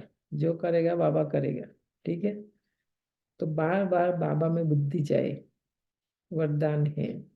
इस अलौकिक जीवन में संबंध की शक्ति से अविनाशी स्नेह और सहयोग प्राप्त करने वाली श्रेष्ठ आत्मा भव। इस अलौकिक जीवन में संबंध की शक्ति से अविनाशी स्नेह और सहयोग प्राप्त करने वाली श्रेष्ठ आत्मा भव। इस अलौकिक जीवन में संबंध की शक्ति आप बच्चों को डबल रूप में प्राप्त है, ठीक है। कौन सा डबल संबंध हमारा, वो भी आज होमवर्क करना, कल बताना। डबल रूप में प्राप्त है, एक बाप द्वारा सर्व संबंध, ठीक है, बाबा ही बता देता है। एक है बाप द्वारा सर्व संबंध, और दूसरा है देवी परिवार द्वारा संबंध। कितना है, बाबा मम्मा दादिया, फिर बड़े हमारे सीनियर्स। आप सोचो, इस संबंध से सदा निस्वार्थ स्नेह, अविनाशी स्नेह और सहयोग सदा प्राप्त होता रहता है, मांगना भी नहीं पड़ेगा। तो आपके पास संबंध की भी शक्ति है। ऐसी श्रेष्ठ अलौकिक जीवन वाली शक्ति संपन्न वरदानी आत्माएं हो, इसीलिए अर्जी करने वाले नहीं। कई बार हम कहते हैं हमने बाबा को बोला था ना, बाबा बोलते बाबा को बताना, अर्जी करने की भी बात नहीं, सदा राजी रहने वाले बनो। तो गीत गाते हैं ना भक्ति में, क्या गाते हैं, अर्जी हमारी सुनो। वो भक्ति का संस्कार अभी भी हमारे अंदर है। एक अर्जी हमारी सुन लो प्रभु जी। सुनो श्रीनाथ जी बोलते, श्रीनाथ जी, श्रीनाथ जी। सुनो श्रीनाथ जी, ले जा जो तारो धाम मां। धाम मैंने मां। गुजराती लोग भी नहीं गा पा रहे जो मैं गा सकता हूँ, राइट। ऐसे कैसे हो सकता है, राइट। वो अर्जी हमारी, बड़ा दया आता था, बहुत बहुत उसमें फ्यूनरल्स में गए, बहुत सीखा, गुजराती लोगों को का भी बहुत सीखा, उनके ऊपर एक किताब लिख सकता हूँ मैं, इसलिए तो मैं स्टडी इसलिए ऑब्जर्व करता हूँ हर चीज को। तो वो गाते थे खाली, अर्जी हमारी सुनो श्रीनाथ जी, ले जा जो तारो धाम। तो फिर गाएंगे, किया छे रे धाम तारा, किया छे रे गाम, जुदा जुदा छे तारा नाम, कछु खबर ना पड़े, कछु नहीं, राइट, बाबा इसलिए बोलते ज्ञान नहीं है, बस अज्ञानता उसको कहते हैं, बस। इसलिए बाबा कहते हैं यहाँ अर्जी भी नहीं करनी है, ठीक है। बाबा इतना भी तकलीफ नहीं देते ना बच्चों को, सदा राजी रहने वाले बनो, सदा राजी। मिला तो भी क्या, नहीं मिला तो भी क्या, मिला तो भी कल्याण, और नहीं मिला ना तो उसमें भी कल्याण, ठीक है। स्लोगन है, कोई भी प्लेन विदेही साक्षी बन सोचो, और सेकंड में प्लेन स्थिति बनाते चलो। हमारा मन और बुद्धि, हमारी आत्मा हमेशा एक ब्लैंक पेपर रहे। वो तो खाली गाया लौकिक में, मेरा जीवन कोरा कागज कोरा ही रह गया। गीत सुन लेना आज, पुराना, बहुत ही अच्छा है, मुझे बहुत पसंद है ये। हमारे पेपर में हम बहुत कुछ लिख कर रखते हैं ना, भरा पड़ा है प्रिंट के पर प्रिंट प्रिंट। कभी बाबा हमारा भाग्य लिखना चाहे तो कहाँ लिखेगा बताओ? तो सारा आज निकाल देना, ठीक है? मन बुद्धि रूपी पेपर को ब्लैंक बना देना। ठीक है बाबा कहते प्लान बनाओ, जरूरी है, साक्षी बन सोचो भी, पर सेकंड में प्लेन स्थिति बनाते चलो। मैं जो कहूँ मेरा ही सुनना चाहिए, मेरा ही चलना चाहिए, ऐसा नहीं होना चाहिए, है ना?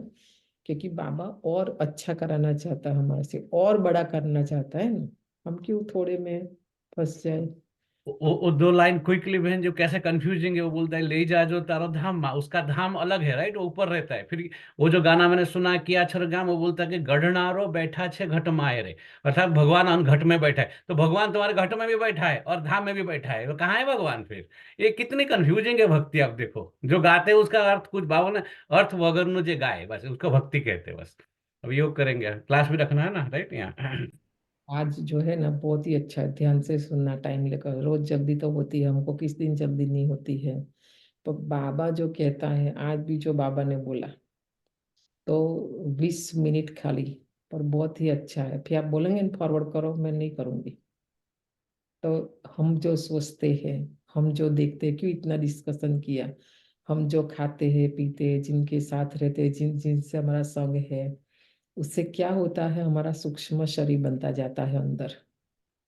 और वो जो हमारा सूक्ष्म शरीर है ना, वही हमारा डॉक्टर है, ठीक है?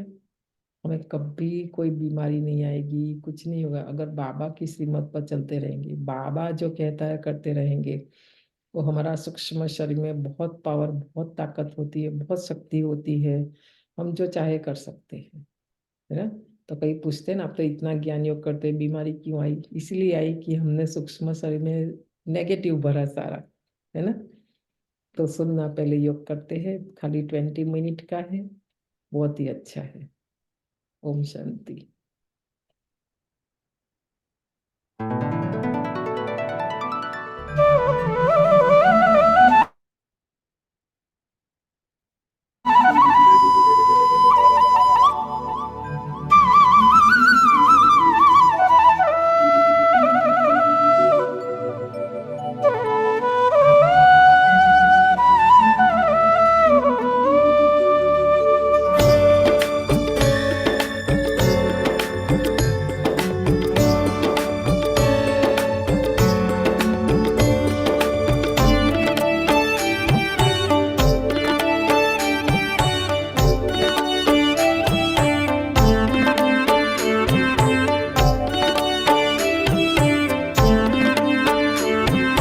नैन मिले चैन मिले दुख दूर हो गए।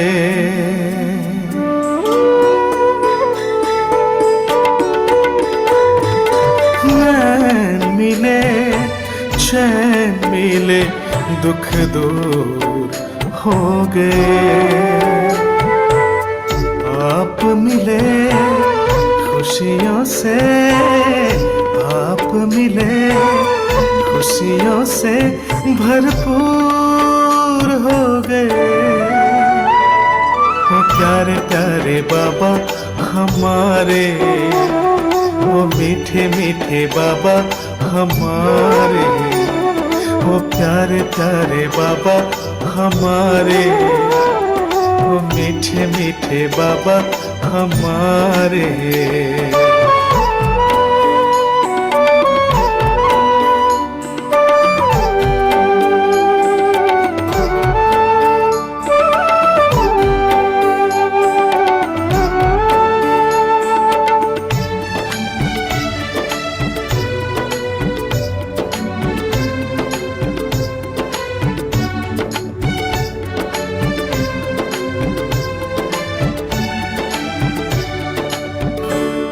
ऐसी प्रीत की रीत सिखाई वो मेरे चित चोर, देख रहा है चंदा चकोर, नाच रहा मन मोर।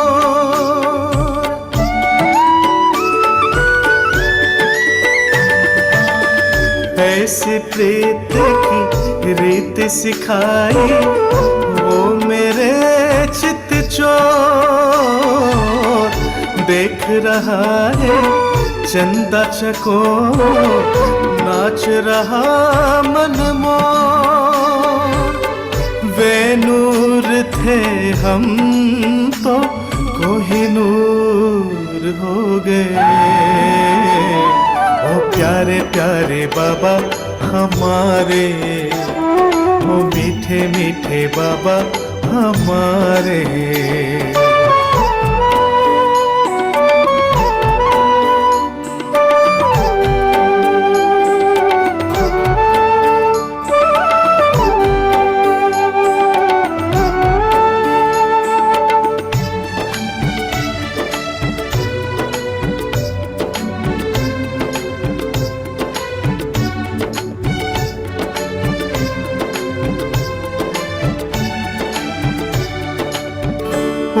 मालिक हमको कहते हो मालिकम सलाम, शिव शक्ति पांडव कह करके कर दिया ऊंचा नाम।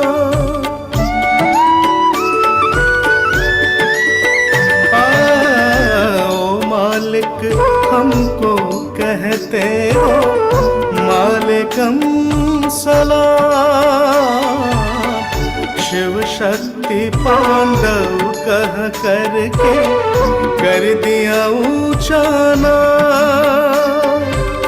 खुदा दोस्त बन करके मशहूर हो गए, ओ प्यारे प्यारे बाबा हमारे, ओ मीठे मीठे बाबा हमारे।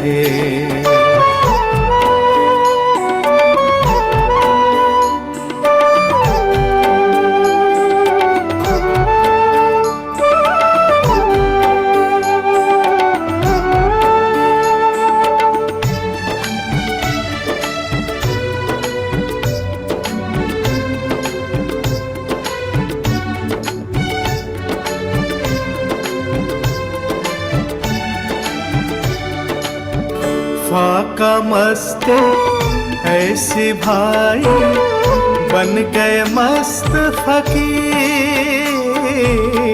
नशा निराला ऐसा छाया चमक उठी तकदीर।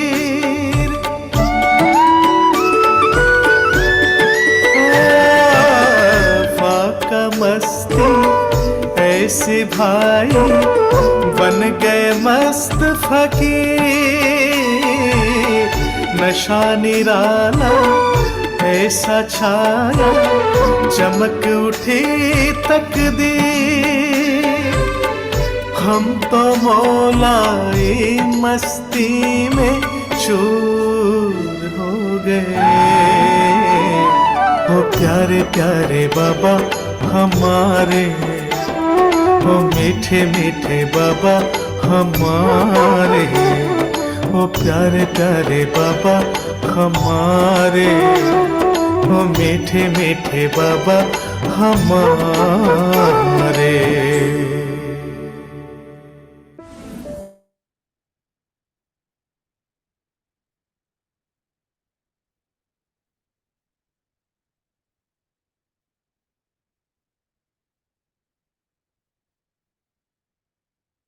नमस्कार मित्रों, इस वीडियो में हम बात करेंगे सूक्ष्म शरीर के बारे में। हम जानने की कोशिश करेंगे कि सूक्ष्म शरीर क्या है, क्या इसकी कार्य प्रणाली है और किस प्रकार हम अपने बॉडी में अपने सूक्ष्म शरीर का अनुभव कर सकते हैं। इसके अलावा कैसे अपने सूक्ष्म शरीर में एकत्रित हुई नकारात्मक भावनाओं को अंदर से बाहर निकालकर अपनी वर्तमान बीमारियों को और आगे आने वाली बीमारियों को दूर रोक के रख सकते हैं या उनको खत्म कर सकते हैं। और साथ ही हम बात करेंगे कि कैसे हम अपने सूक्ष्म शरीर को विकसित कर सकते हैं और कैसे अपने शरीर में शारीरिक, मानसिक, भावनात्मक और अध्यात्म से जुड़े हुए लाभों को प्राप्त कर सकते हैं। सबसे पहले तो आपको यह समझना होगा कि वैसे तो हमारे बहुत से शरीर होते हैं, परंतु मुख्य रूप से 3 प्रकार के ही शरीर होते हैं, जिसमें सबसे पहला स्थूल शरीर यानी कि फिजिकल बॉडी, दूसरा सूक्ष्म शरीर यानी कि एस्ट्रल बॉडी, तीसरा कारण शरीर यानी कि कैजुअल बॉडी कहलाता है। हमारा स्थूल शरीर यानी कि जो शरीर वर्तमान में हमें नजर आता है या जो हम आईने में अपने शरीर को देखते हैं, वह शरीर 5 तत्वों से बना हुआ है। लेकिन जो हमारा सूक्ष्म शरीर है वह हमारे प्राणों से बना है यानी एनर्जी से बना हुआ है। और तीसरा जो कारण शरीर है वह सूक्ष्म तरंगों से बना हुआ है। हमारी फिजिकल बॉडी यानी स्थूल शरीर दृश्यमान है जो कि हमें दिखाई पड़ती है, लेकिन सूक्ष्म शरीर और कारण शरीर अदृश्य हैं। यह हमें दिखाई नहीं पड़ते, लेकिन हम इनको अनुभव जरूर कर सकते हैं। अब हम बात करते हैं उन खास अनुभवों की जिससे हम अपने सूक्ष्म शरीर का अनुभव कर सकते हैं, या यूं कहे तो ऐसी कौन सी सिचुएशन होती है जब बिना प्रयास के ही आप अपने सूक्ष्म शरीर का भी अनुभव कर सकते हैं, क्योंकि स्थूल शरीर को तो आप हर वक्त देखते रहते हैं, अपने भी और दूसरों के भी, लेकिन आप सूक्ष्म शरीर को तो नहीं न देख सकते, उसे तो सिर्फ अनुभव ही कर सकते हैं। पहली बात तो यह है कि जब भी आप बहुत गहरी नींद में होंगे और जब आपका एनकाउसिस पूरा खुला हुआ होगा, उस वक्त अनजाने में ही आप कई बार अपने सूक्ष्म शरीर को अनुभव कर लेते हैं। और कई बार जब आपको स्लीप पैरालाइसिस होता है या आपको लगता है कि जैसे कोई चीज आपके ऊपर दबाव डाल रही है, तो वह चीज भी आपके सूक्ष्म शरीर की ही एक घटना होती है। और कई बार जब आप स्वप्नावस्था में होते हैं लेकिन आपकी चेतना कुछ अंशों तक जागी रह गई है, तो उस स्थिति में भी आप अपने सूक्ष्म शरीर का दर्शन कर लेते हैं। इसके अलावा जब आप गहरे ध्यान में होते हैं तो आप अक्सर ही अपने सूक्ष्म शरीर का अनुभव कर सकते हैं। और जब आपकी मृत्यु हो रही होती है तो उस वक्त भी और उसके बाद भी आप अपने सूक्ष्म शरीर को महसूस कर सकते हैं, क्योंकि तब तक आपका स्थूल शरीर खत्म हो गया होता है तो फिर सूक्ष्म शरीर ही बचता है।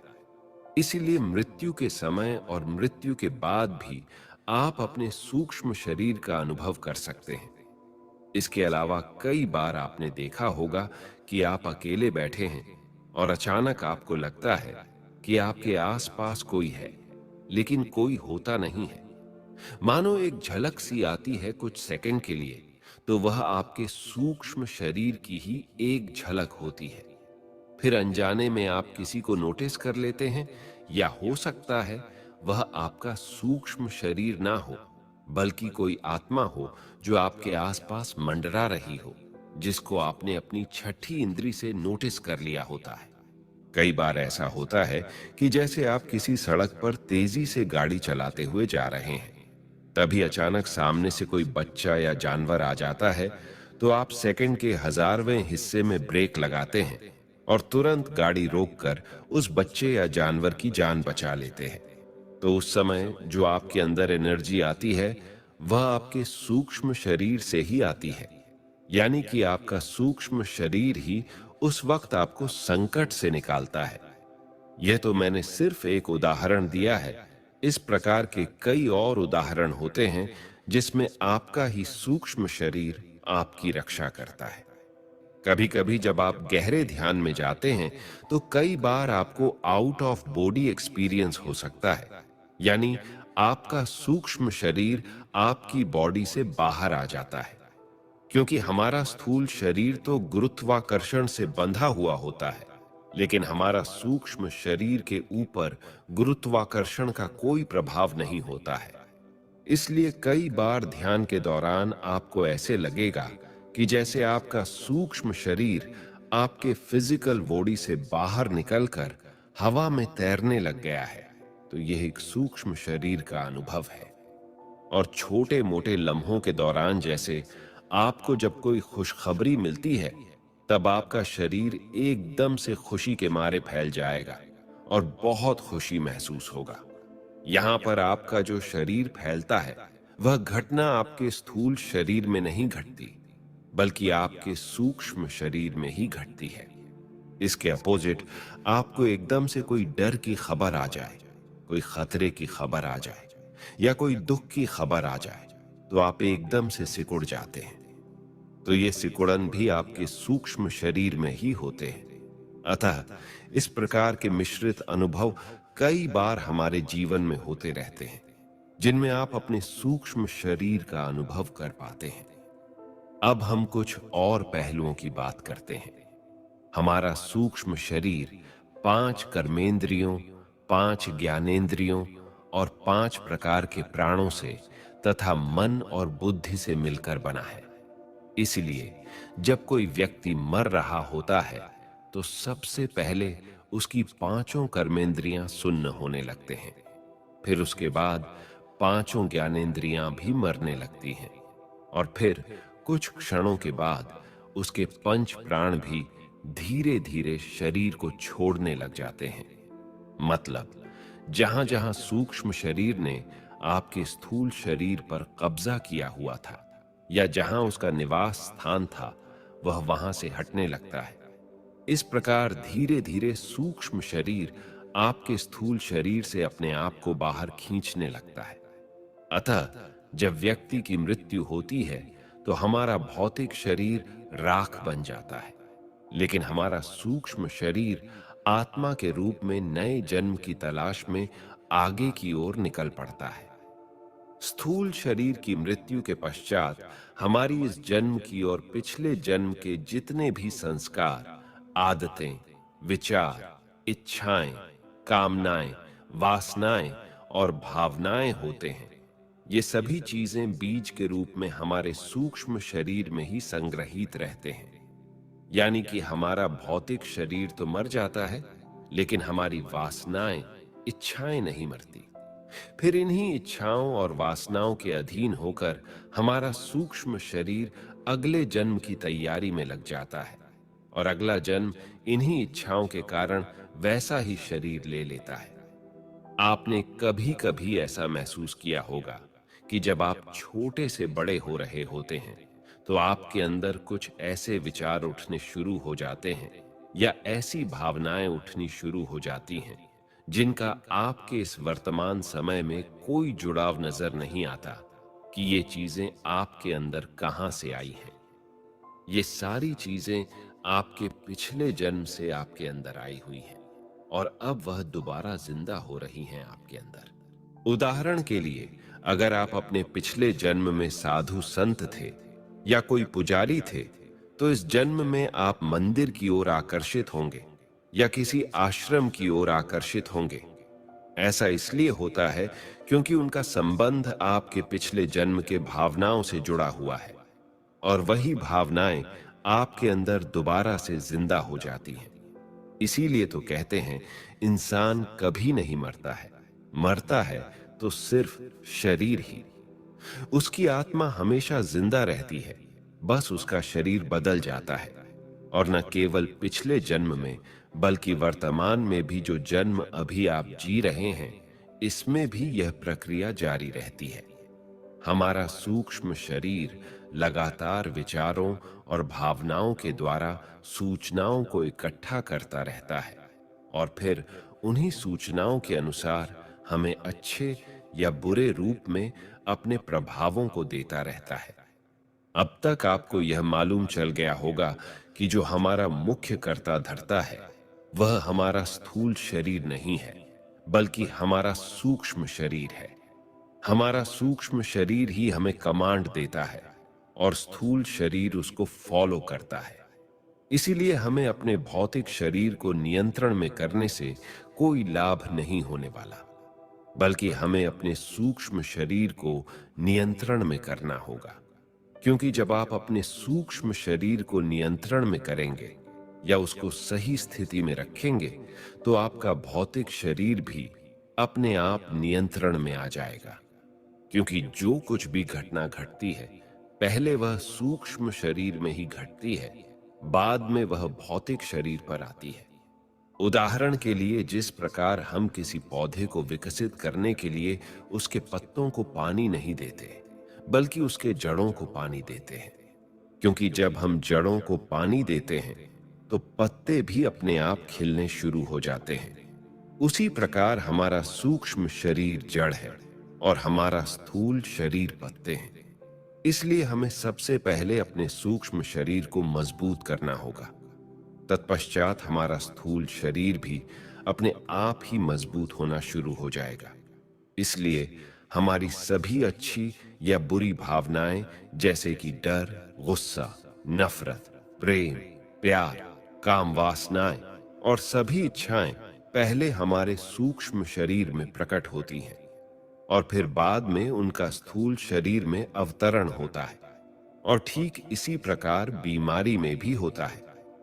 हमारे शरीर में जो भी बीमारी आती है, खासकर जब कोई बड़ी या गंभीर बीमारी आती है, तब वह एकदम से हमारी स्थूल शरीर में मैनिफेस्ट नहीं होती, बल्कि सबसे पहले उस बीमारी का बीज हमारे सूक्ष्म शरीर में पड़ता है।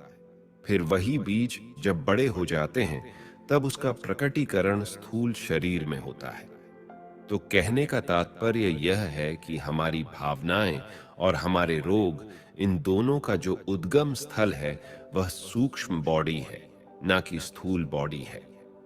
उदाहरण के तौर पर मान लीजिए कि आपको किसी व्यक्ति पर क्रोध आ रहा है और वह व्यक्ति भी आपके सामने बैठा है, लेकिन अभी आपका गुस्सा आपके अंदर है, बाहर नहीं आया है। तो इसका मतलब आपका गुस्सा सूक्ष्म शरीर में प्रवेश कर चुका है, लेकिन स्थूल शरीर में नहीं आया है। और सामने वाले को भी पता नहीं होगा कि आपके अंदर गुस्सा उठना शुरू हो चुका है, क्योंकि आप ऊपर से नॉर्मल बने हुए रहते हैं। लेकिन वही क्रोध जो सूक्ष्म शरीर में पैदा हुआ है, यदि स्थूल शरीर पर आकर प्रकट हो जाए, तो वह क्रिया बन जाता है। यानी कि हमारे जो भाव है या उनका जो सघन रूप है, वह सभी क्रिया बन जाते हैं। अतः इसी प्रकार हमारे रोग भी जन्म लेते हैं। यानी हमारे अंदर ज्यादातर जो रोग जन्म लेते हैं, वह हमारे नकारात्मक भावों के कारण होते हैं। इसलिए जब आपके नकारात्मक भाव बढ़ते चले जाते हैं, तब वह रोग का रूप ले लेते हैं। उदाहरण के लिए मान लीजिए, आप बिना मतलब के हमेशा गुस्सा करते रहते हैं, तो वह गुस्सा आपके सूक्ष्म शरीर में इकट्ठा होना शुरू हो जाएगा। और इस तरह जब वह गुस्सा आपके सूक्ष्म शरीर में अत्यधिक हो जाएगा, तो वह आपके स्थूल शरीर में रोग के रूप में प्रकट होना शुरू हो जाएगा। मतलब, आप जो भी नकारात्मक भाव करेंगे, वह आपके रोग में कन्वर्ट होने शुरू हो जाएंगे। लेकिन आप इन क्रियाओं को शुरू में ही रोक सकते हैं। अर्थात जब आपको गुस्सा आना शुरू हो, तो आप अपने गुस्से को अपने इंटेलिजेंस से शुरू में ही दबा सकते हैं। लेकिन हम उस गुस्से को दबा नहीं पाते और रिएक्ट कर देते हैं।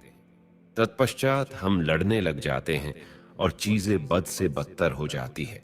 लेकिन अगर आप जागरूक रहेंगे, तो आप उस चेन को वहीं पर रोक भी सकते हैं। इसी प्रकार आप अपने अंदर बीमारियों को भी रोक सकते हैं। अब हम बात करते हैं कि इसे रोके कैसे।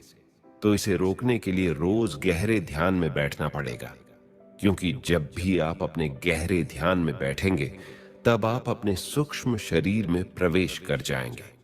तत्पश्चात आपके अंदर एक ऐसी ऊर्जा उत्पन्न होगी जो आपके पूरे सूक्ष्म शरीर में फैल जाएगी, और फिर वही ऊर्जा आपकी बीमारी के बीज को ही जड़ से खत्म कर देगी, जिससे आपकी बीमारी भौतिक शरीर तक आ ही नहीं पाएगी।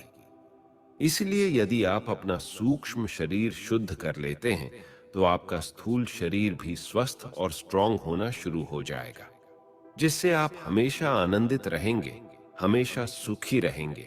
आपके चेहरे पर हमेशा तेज बना रहेगा, आपका आभा मंडल स्ट्रांग बनेगा और आपको जीवन में हर चीज की प्राप्ति होगी। इस तरह जिस व्यक्ति का सूक्ष्म शरीर स्ट्रांग होगा, उसे जीवन में किसी प्रकार की कोई कमी नहीं होगी। लेकिन यदि आपका सूक्ष्म शरीर ही अशुद्ध है और विकारों से भरा हुआ है, तो आपको दुख, बीमारी, कष्ट, अभाव, इन सब चीजों को अपने जीवन में झेलना ही पड़ेगा। तो हम ऐसा क्या करें कि हम अपने सूक्ष्म शरीर को शुद्ध कर सकें, उसको विकारों से रहित कर सकें? तो उसके लिए कुछ 2-4 उपाय है जो मैंने आगे बताया है, उसे आपको हमेशा फॉलो करना है। सबसे पहली बात कि हमारे सूक्ष्म शरीर कमजोर क्यों पड़ते हैं? हमारे नेगेटिव होने के कारण, यानी हमारे नकारात्मक विचारों और भावों के कारण। इसलिए आप कभी भी नकारात्मक मत रहें। तनाव, चिंता, टेंशन, इन सब चीजों से बचें और अपने आप को हमेशा सकारात्मक रखें। हमेशा खुश रहें, प्रसन्न रहें, संतुष्ट रहें और प्रेम पूर्ण बने रहें। अपने आत्मविश्वास को बढ़ा चढ़ा कर रखें और हमेशा क्रिएटिव रहें, अर्थात हर वक्त कुछ न कुछ करते रहें। रोज एक्सरसाइज करें, क्योंकि जब आप एक्सरसाइज करेंगे तो आपका ब्लड इतना तेजी से सर्कुलेट करेगा कि उसके अंदर के जो ब्लॉक हैं वह ब्लड सर्कुलेशन से टूट जाएगा और आपको कभी कोई बीमारी नहीं होगी। रोज सुबह प्राणायाम अवश्य करें। मैंने आपको पहले ही बताया है कि हमारा सूक्ष्म शरीर प्राणों से मिलकर बना है, तो जब भी आप प्राणायाम करेंगे तो आपके अंदर प्राण ऊर्जा भी बढ़ेंगे, जिससे आपका सूक्ष्म शरीर स्ट्रांग होना शुरू हो जाएगा। सबसे जरूरी बात, आप अपने आहार को हमेशा ठीक रखें। अगर आप निषिद्ध और अनुचित आहार लेते हैं तो आप अपने शरीर का नुकसान कर रहे हैं। आप अपने आचरण को भी ठीक रखें, यानी सही समय पर सोएं और सही समय पर जागें। इसके अलावा कुछ मंत्रों का भी जाप करें, खासकर ओम महामंत्र का जाप करें, क्योंकि ओम का जाप करने से उसकी जो वाइब्रेशन है वह आपके पूरे सूक्ष्म शरीर में ट्रैवल करती है, जिससे कि उसके जितने भी ब्लॉक होते हैं वह सभी खुल जाते हैं। और सबसे जरूरी चीज ये है कि आप हमेशा अपने आप को प्रेजेंट में रखें, यानी वर्तमान समय में रहें। भूत और भविष्य की ज्यादा टेंशन में मत रहें। आप थोड़ा समय निकालकर मेडिटेशन जरूर किया करें। जैसे आप कोई भी मेडिटेशन कर सकते हैं, लगभग सभी मेडिटेशन में ध्यान के अभ्यास से हमारा सूक्ष्म शरीर ही विकसित होता है। खासकर इस प्रकार का मेडिटेशन जरूर करें जिसमें आप विश्राम में चले जाते हैं, यानी डीप रिलैक्सेशन में चले जाते हैं। क्योंकि जब आप डीप रिलैक्सेशन में जाते हैं तो आपका स्थूल शरीर बिल्कुल गतिहीन हो जाएगा या जड़ हो जाएगा और आपके विचार बिल्कुल शांत हो जाएंगे, जिससे आपकी ऊर्जा की जो लीकेज है वह बंद हो जाएगी। फिर वही ऊर्जा जो पहले लीक हो रही थी, वह सारी ऊर्जा फिर से आपकी सूक्ष्म शरीर को उपलब्ध होनी शुरू हो जाएगी, जिससे आपका सूक्ष्म शरीर विकसित होना शुरू हो जाएगा। मैंने जो भी इस प्रस्तुति में बताया है उसे आप अपने जीवन में प्रयोग करते रहें और हमेशा स्वस्थ रहें। जाते जाते आप कमेंट्स में ये बताते जाएं कि यह प्रस्तुति आपको कैसी लगी। और अगर आप हमारे चैनल पर नए हैं तो हमारा सात्विक चैनल को भी सब्सक्राइब अवश्य करें। ये बीके था, बाहर निकल के अपना